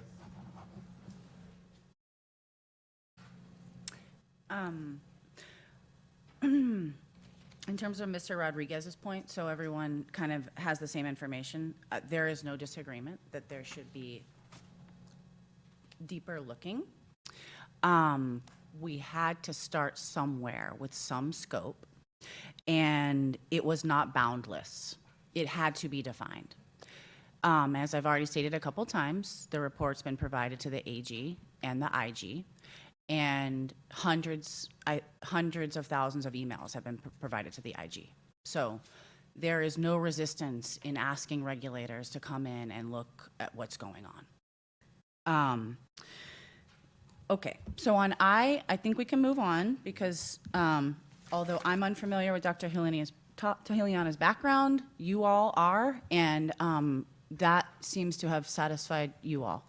So J is the City and School Finance Department should be consolidated. I respectfully suggest this be its own subject matter at a later point in time when you all have the ability to be fulsomely informed on what 37M means in terms of consolidation. I would point you to two things to educate yourselves on that. Is both the 2020 DESI report that I've looked at, told you about multiple times, and in 2012, DOR via DLS did a, I forget the title, but they took a deep dive looking at the city finances and the relationship between the schools, and there's a public report on that acknowledges 37M. Okay, the school department and the city must bridge the artificial divide between the two systems and work collaboratively on school finances. And admittedly, this sounds maybe ridiculous that it needs to be said, but just as a lawyer, I will tell you all that they are two different municipal corporations. BPS employs its own employees. They set their own policies. They determine lots of particular things about who they are as a corporation that the city has nothing to do with, and vice versa. So there is separation, but there needs to be commitment towards identifying the areas where we can work together. The chair of the school committee should be someone other than the mayor with reporting obligations to the mayor. I support, I just want to go on the record and say I support that. Some people think that Sullivan wants to be the chair. I didn't choose to be the chair. It's set by the regs here in the city of Brockton. So it would be, and I got a really nice text from someone the other day that said, appoint me to be your liaison. I can't do that, to be honest, because it's not within the purview of the mayor of the city of Brockton. what happens would have to be legislative action. So city council would have to make some actions and amendments, and then it would have to go to Beacon Hill as well for some changes. So do I think it's a bad idea? Heck no, I think it's actually a great idea, because I think wearing, and Dr. Baker said that tonight, wearing two different hats, the same person, isn't ideal. It's been going on for decades here in the city of Brockton. So I want you to know that if we can move this forward, I'll support it wholeheartedly. And we'll have to work with our delegation, both locally and also state reps and state senator. Sorry, Mr. Solicitor. And along with that, I think it's worth noting, going back to the earlier K, we have to bridge the artificial divide because, as the mayor said, it involves a lot of moving pieces, but not the least of which is changing some ordinances and Brockton laws, which means that that's work that has to be done with the city council. That is completely accurate. Our form of government is a Plan B. We do have a city charter. And the Plan B form of government sets up the at-large city councilors with the ward city councilors and the mayor as the chair of the school committee. The school committee here does operate under special act. I can't remember the site right this second, but it would require legislative change locally and at the state level. Okay, M, the city should engage a certified public accounting firm to conduct a periodic review of the school department's processes, protocols, and internal controls. I defer to the mayor on that in terms of, maybe maybe BPS wants a third-party review. That's required under the law for the municipality, which in some sense captures BPS. I'm unfamiliar with their practices. Their name is CLA, and there's a list of them online that are approved municipal auditors. There's only a few firms in Massachusetts, maybe 10 or 12. But that is what M is saying, is that a substantial factor leading to the FY23 deficit was the lack of oversight over the school department's financial management and internal controls, which created complacency, stagnancy, and allowed the finance department to deviate from the fundamental accounting principles without detection. To your point, Mr. Rodriguez, the words are without detection. So.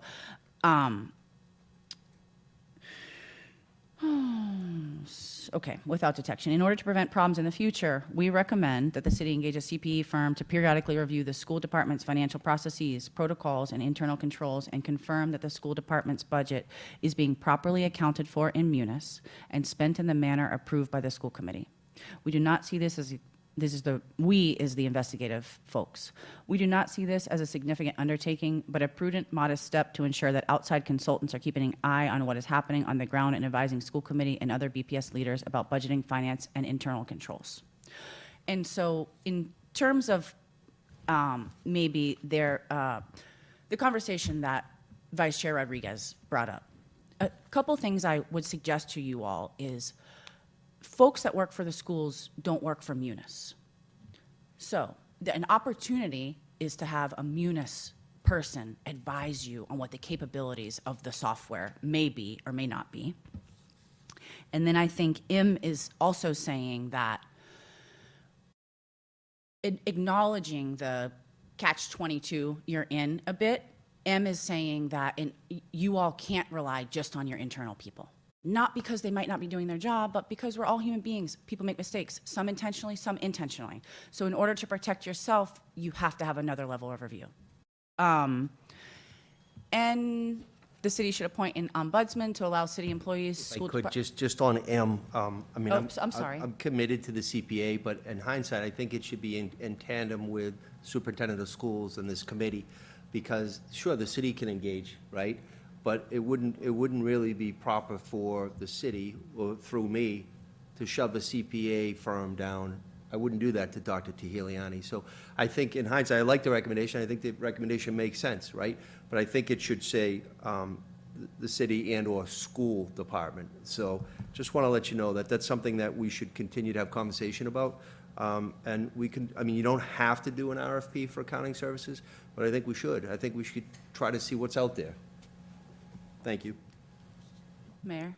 And I just want to say out loud, too, an audit, a regularly scheduled audit, like every 3 or 4 years, is really just like a health check. I know oftentimes when we get to a point like we got, an audit becomes a tool to expose, hey, what went wrong here? But when regularly used by organizations, it's a tool that can help you refine techniques, can help you, project where you're heading and make some changes along the way. So I can't stress it enough. I think we talked about this a couple of months ago, the idea of scheduling audits on a clockwork basis. Not every year, but maybe every 3 or 4. Yeah. And somewhat like JKI, and suggests the city should appoint an ombudsman to allow city employees, school department employees, and member of the public to anonymously report issues affecting the financial and operational health of the city. These things are difficult to do anonymously, and so that I just want to highlight that because we being either the schools or the city need the ability to follow up or investigate on whatever the issue may be, and because we're public employees, anonymity is difficult except in very rare situations. So that one maybe deserves a little more discussion on, some ideas on how to approach reporting. Maybe you already have someone in place, like via HR or another confidential person that could be trained to receive this type of information, and a policy on what to do with it. So that way when the receiver gets it, they know what to do with it. So that's N. One thing just on the city side, because I think this is a good idea as well, and I support it. My first thought was, do you do it through the law department? Do you do it through HR? We have a wonderful DEI manager that does a lot of confidential due diligent inquiries if there's any type of claims made.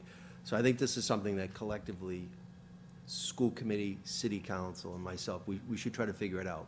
Maybe it's 2, maybe it's 1 on the school side and city side. Not to do that divide, because that divide has to stop, but a complaint or something on the school side could differ on a complaint on the city side, perhaps. So we just have to figure that out. Mr. Vice Chair. So my only concern with that is when it says city should appoint. When you say the city, who is it? Which governing body is going to appoint that? Does that fall under the mayor's purview? Does that fall, city side, school side?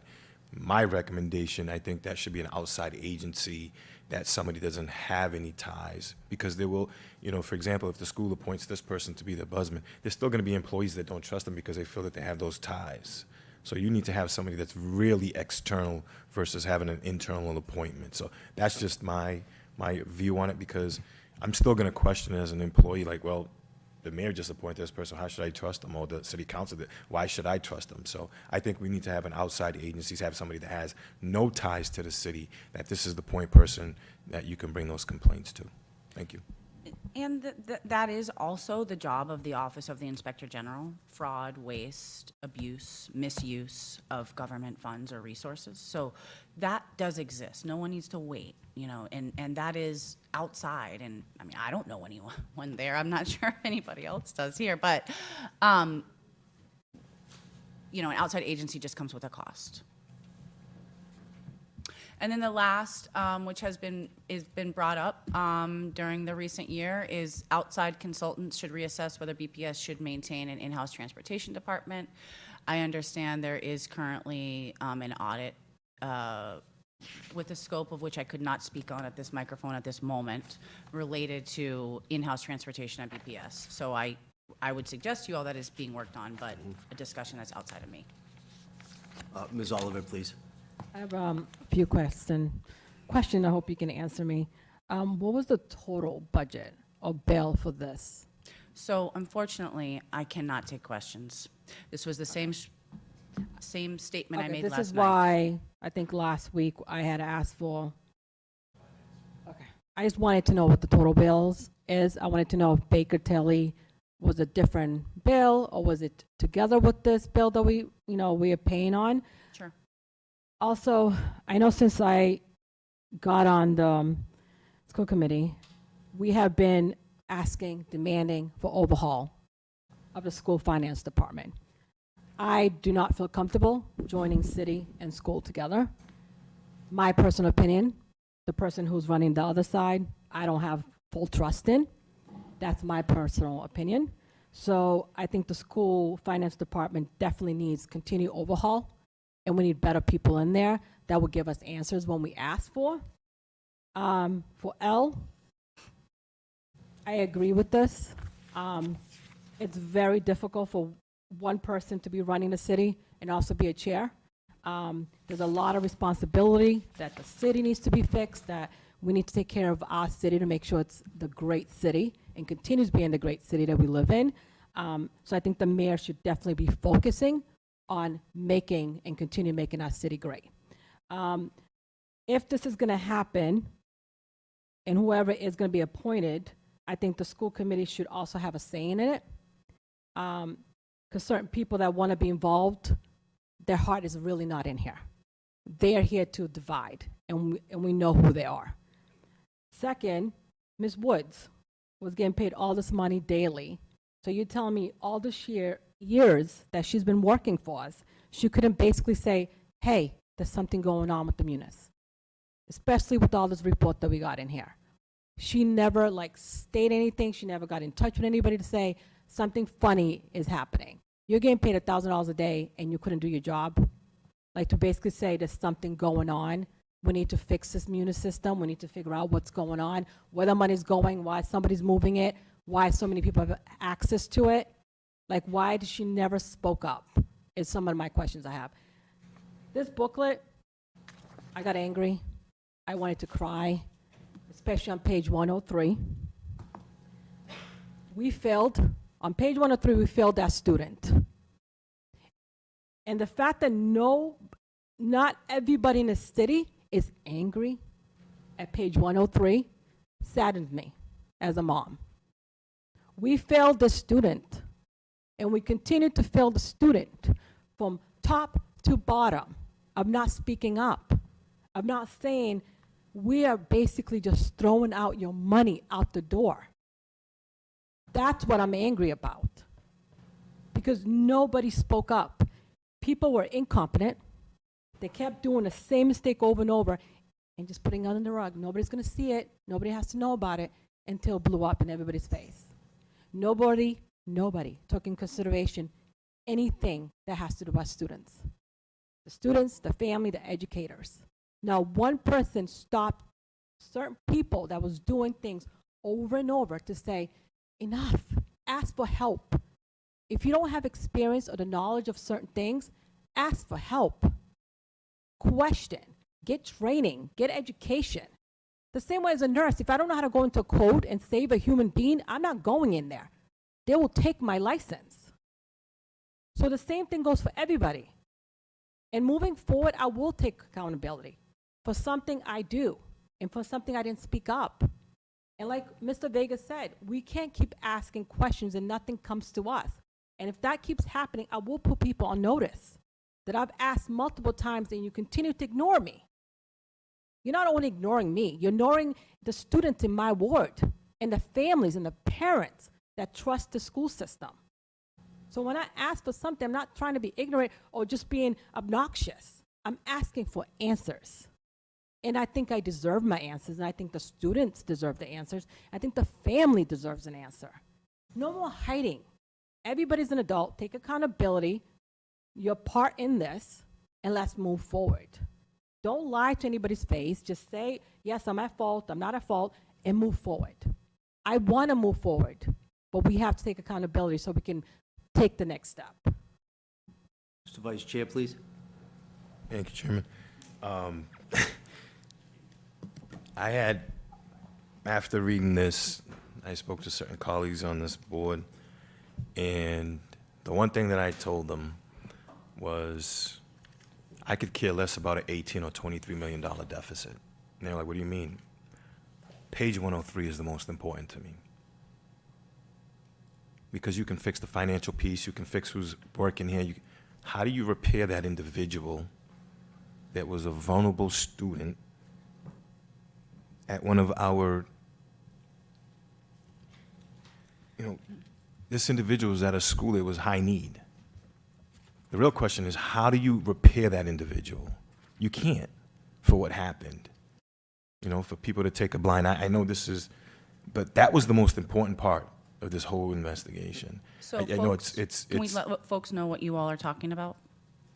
On page 103, the second paragraph reads, during the winter and spring of 2022, Thomas became aware of multiple incidents at Huntington Therapeutic Day School that caused him to evaluate the school, its staff, and students.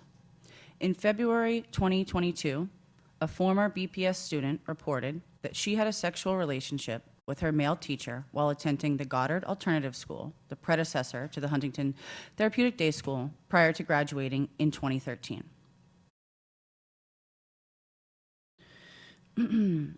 There is a Brockton Police Department report on this.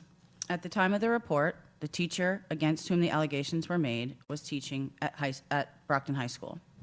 According to Thomas, an investigation revealed that this event may not have been isolated to the reporting student and may have been known by other staff members. And then it goes on with additional detail. And then what happened thereafter, Thomas met with the principal and issued a 3-day suspension. The principal was later placed on paid administrative leave and ultimately resigned effective as of December 31, 2022. Those are the, okay. thank you. I mean, that's, you know, we could public blame it, oh, the school committee failed, the mayor failed, the CFO failed, everybody failed. We all take responsibility for what happened. Not one individual, but collectively as a body. But that page was the one that we've had the most conversation about. It's like, how did that happen? At a therapeutic, that's a key word, therapeutic, and having an individual take advantage of a student. That happened. I yield. Thank you, Mr. Vice Chair. Ms. Azak, please. Thank you. Just want to echo my colleagues, Ms. Oliver and Vice Chair Rodriguez. Again, we read the report, and I just, you know, in all fairness, 4 of us were on this committee, August 31st, when this started. When we found out about the whole deficit, the shortfall, everything, sort of Ms. Oliver, Mr. Gomes, and Mr. Vega, they just came on. So all the attacking that's happening, they're not part of this. I take blame, but I also want to, I'll take blame because I was on the committee, but if those were not, if we had people in positions that you look to, this is their job description. I don't have a finance background. I don't need a finance background to be on the school committee. I need to understand how to read reports and stuff. But for us to sit here and people, you know, be ashamed of yourselves and all these attacks, this is the last time I'll talk about it, because after today, I'm moving forward. We need to focus on our students and our staff and BPS in general. But tonight, it is what it is. The attacks need to stop. I didn't know about it. I'm telling you right now, I did not know. I have questioned things. This goes back to before Mr. Rodriguez was on the committee. We would question about Munis. It didn't make sense. Oh, Munis doesn't do that. But miraculously, Mr. Clarkson was able to categorize Munis for us. So this has been going on for years. It's not just this committee. It's committees from years ago. It doesn't matter who the vice chair is. This is how things have always been done. We've, you know, gone through many budget issues, Mr. Sullivan, Mrs. Sullivan, and myself. Actually, the rest of the committee came on. I mean, Mayor wasn't even on the committee when we were going through those budget issues. We had Mayor Carpenter at the time. We've sat through pretty bad budgets, but we always got through them somehow. We always made it work. And it didn't matter how many. I mean, there was when Superintendent Smith was here. I remember going in on the convocation day, and there was 130 some odd yellow ribbons on chairs. So you can say we laid off 130 some odd staff members, but seeing those yellow ribbons on the chairs when you walk into that auditorium hits you. So we've all gone through some pretty, the 3 of us have gone through some pretty bad budgets. But it's the same system that they had for years. So it's not, moving forward, we are making changes. I've already seen changes this past year. We've all seen changes as of January. seeing how Munis is delivered to us. And we're actually going to be able to categorize things a little differently as well. So we are making the changes, but please, I just ask, enough with the attacks, because you're not getting these phone calls. You're not getting attacked. You're not getting calls in the middle of the night. You know, I get it. People are upset. Surprised. Well, yeah. You'd be surprised. I mean, but some of us are just getting these calls and the anonymous calls and stuff. It just has to stop, or the emails and things like that. We need to move forward. Moving forward, it's a new chapter. Let's just start and let's focus on what we need to focus on right now. But enough with the attacks. That's all I ask is, we've gone through pretty bad budgets, but now we have a different system, and we know a lot more. You know, a lot of us have been speaking up over the years, but now things are different. You know, I'll be honest, I don't trust anybody anymore. I will ask 2 or 3 times if I'm getting an answer that I do not like, to make sure that I am getting the answer. And other members, sadly, it was an eye-opener. But again, with this report and failing, there's some stuff that's beyond our control, and I never, ever want to read what is on 103. I never want to hear that again and know any of our students went through that, because that's just heartbreaking, you know. But after tonight, I'm not going to be talking about this. This report was an eye-opener, and we are making the changes. But I just ask that, let the committee move forward. Just let us move forward, because the negative. Sure if you're directing your comments. Oh, no, I'm just looking that way. No. I'm not directing it to you, Attorney Bridges, but just whoever it's the camera. Just let the committee move forward. Enough with the negativity. Let's just focus and let's just move forward. Because same with us in the city council, we all need to work together as a team. And this negativity is just, it's taking us away from, off track. Let us just do what we need to do, and just enough with the negativity. Because we have so many positives that are happening at BPS, and that's what we need to focus on, especially that young girl that was in the upper corner. Like, she should be our, you know, her smile just like lit up. So I want to hear about the positives. But thank you for the time. I do appreciate it. But moving forward, I'm good. Thank you, Ms. Azak. Thank you. Mr. Sullivan? Thank you for your time. Thank you for your report. I just had a couple of questions. You had mentioned more than once that the attorneys went back to make sure this wasn't a progressive item. They've gone back to 2020. Has anybody gone forward, in other words, to check this year that we're in, fiscal 24, 25, and 26? No. Nobody has any idea what's going on in 2024? I know what you mean by your question, but I'm not sure I'm the right person to receive your question. I don't manage finances or money. I'm a lawyer. And so no one is monitoring your spending other than the city CFO and your internal admin team. The end-of-year report is being taken care of in conjunction with the superintendent and the auditor's office, and we're in FY25, which these recommendations are being suggested to try and accomplish, I think, what you're asking for, Mr. Sullivan. In terms of any Big Brother type monitoring, the answer is no. The answer is that's the function, I think, of the committee, and the conversation that we're having now is let's all dial in a bit more to where the money is being spent and making sure we're all understanding and that it was approved to be used in that way. Could we consider that we're not in trouble for fiscal 24 and 25? Again, I mean this with the utmost respect. Those are not, I don't have that type of information. Can I chime in? Yeah. Our next finance meeting, you're going to get those reports. Yeah. Through our finance, TJ and Troy, they're going to provide those reports where we are, where our spending is, if we're overspending in certain areas and shifting funds. So you'll get that at the next finance meeting. So Okay. That's why we put it off, so we can give them time, because there's some things that they have to tighten up on. So, but our next finance meeting, you will see those reports, up into including our grants as well. And just to piggyback on that, Tim, Mr. Sullivan, on the 9/26 meeting, we're 2.5 months into the fiscal year, so A&F, Secretary Gorkowitz, they're going to want us to give them all that documentation anyhow.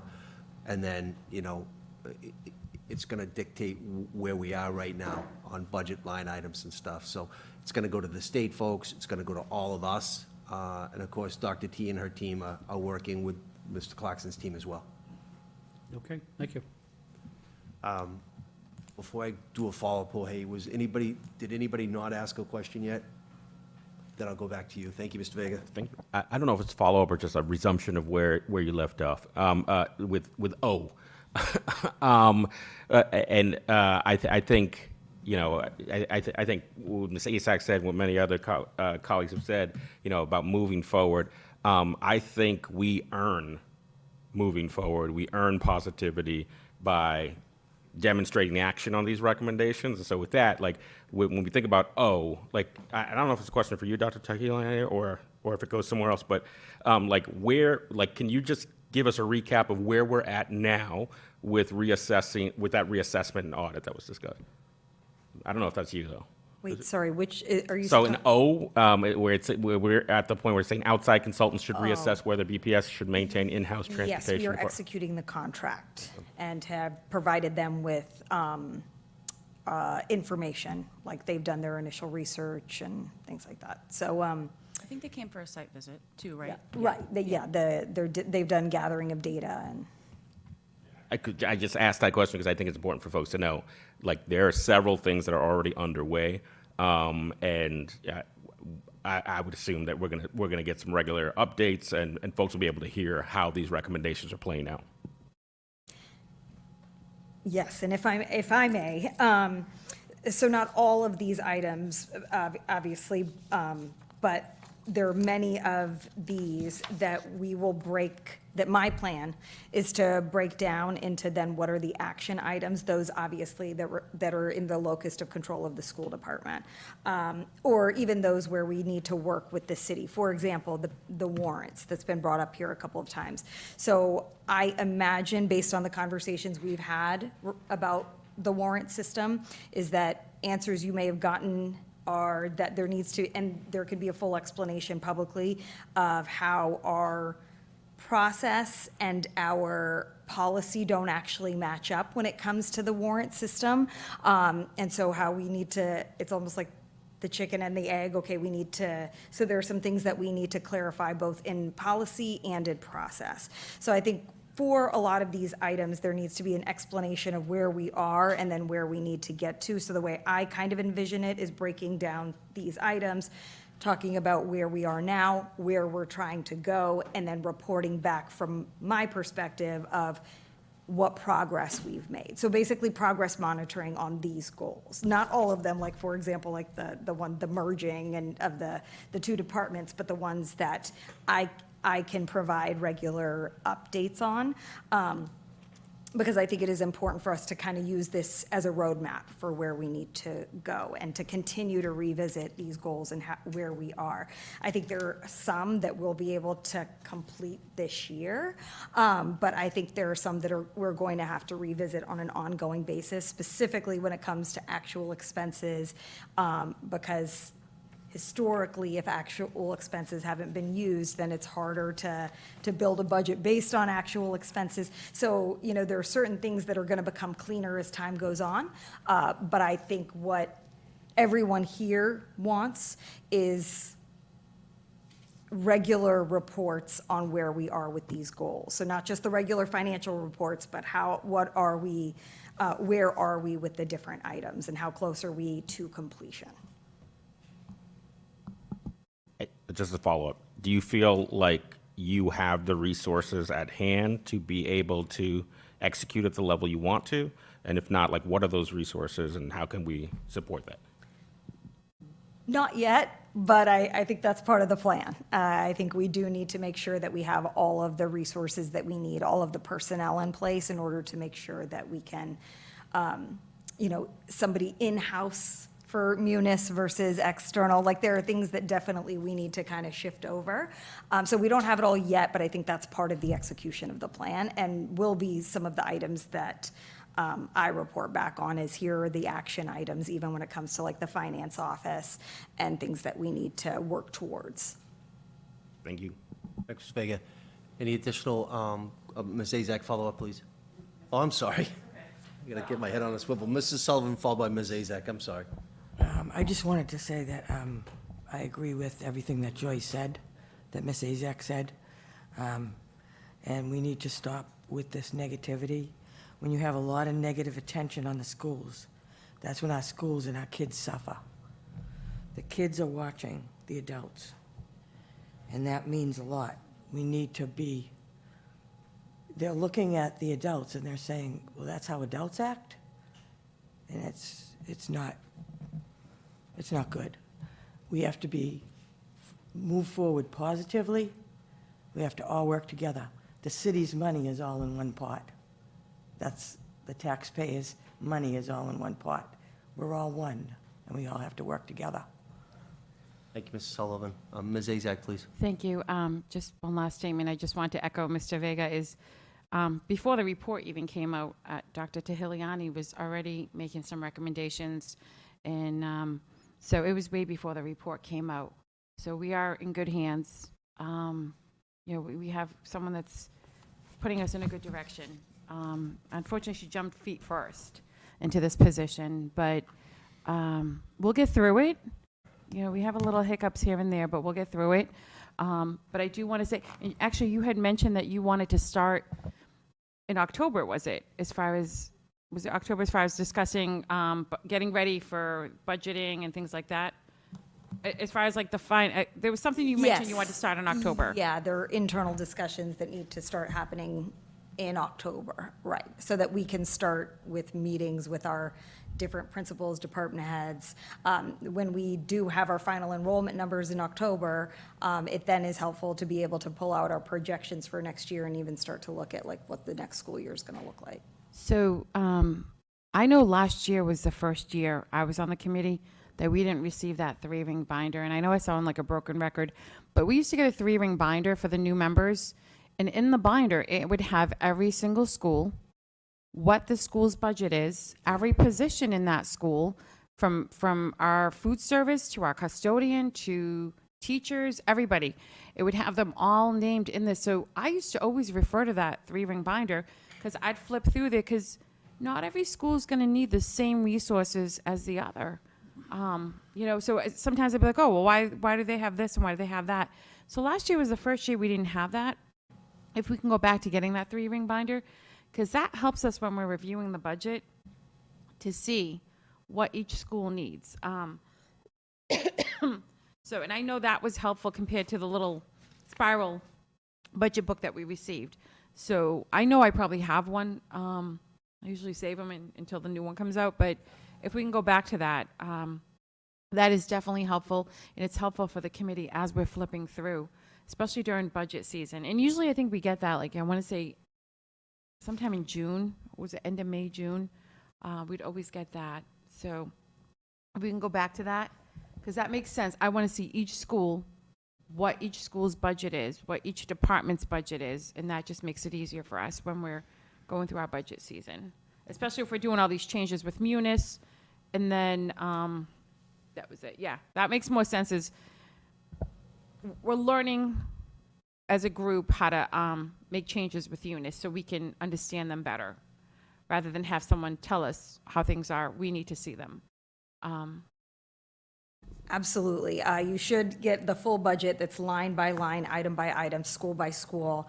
You should also have it broken down in different ways so that you can see it, and it should be based on what our projected budget is for next year should be based on the actuals from this year. And you're right, when you then have those year over year, you can not only look at the actuals from the previous year, but you're able to look at it historically as well. I think one of the things that we are going to be working on and that you'll see when we do that more drill down version is we are trying to make sure that our lines align with the DESI codes and lines.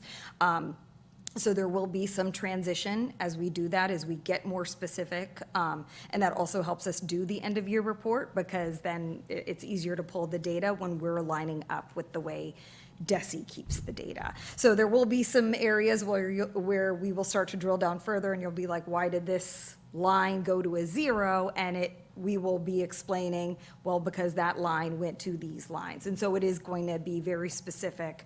And there are going to be some growing pains with things like that, with the lines shifting, but we do want to make sure that it is specific as possible and that it is aligned to DESI. Thank you. Thank you, Ms. Azak. Any other comments at this time? Thank you, Solicitor Bridges. Thank you very much.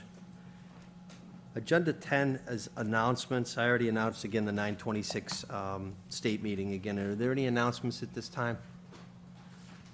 Seeing none, we'll move on. Agenda 11, executive session. I need to read into the record the following. Print is pretty small there, the font. Mass General Law, Chapter 30A, Section 21A3, to discuss strategy with respect to collective bargaining or litigation if an open meeting may have a detrimental effect on the bargaining or litigating position of the body, and the chair so declares. I do, as chair, so declare, and it's relative to litigation. Is there a motion to go into executive session? Motion to go into executive session. Made by Ms. Azak, it was properly seconded by Mr. Rodriguez. I need to call the roll at this time. Mrs. Sullivan? Mr. Vega? Yes. Ms. Oliver? Yes. Mr. Rodriguez? Yes. Ms. Azak? Yes. Mr. Sullivan? Yes. I'm a yes as well. We will not be coming back into open session. We will go into executive session now, and I suspect it's the same room we always use, I think. Okay, we'll use the band room again. Those in attendance, thank you for being here. Drive careful tonight.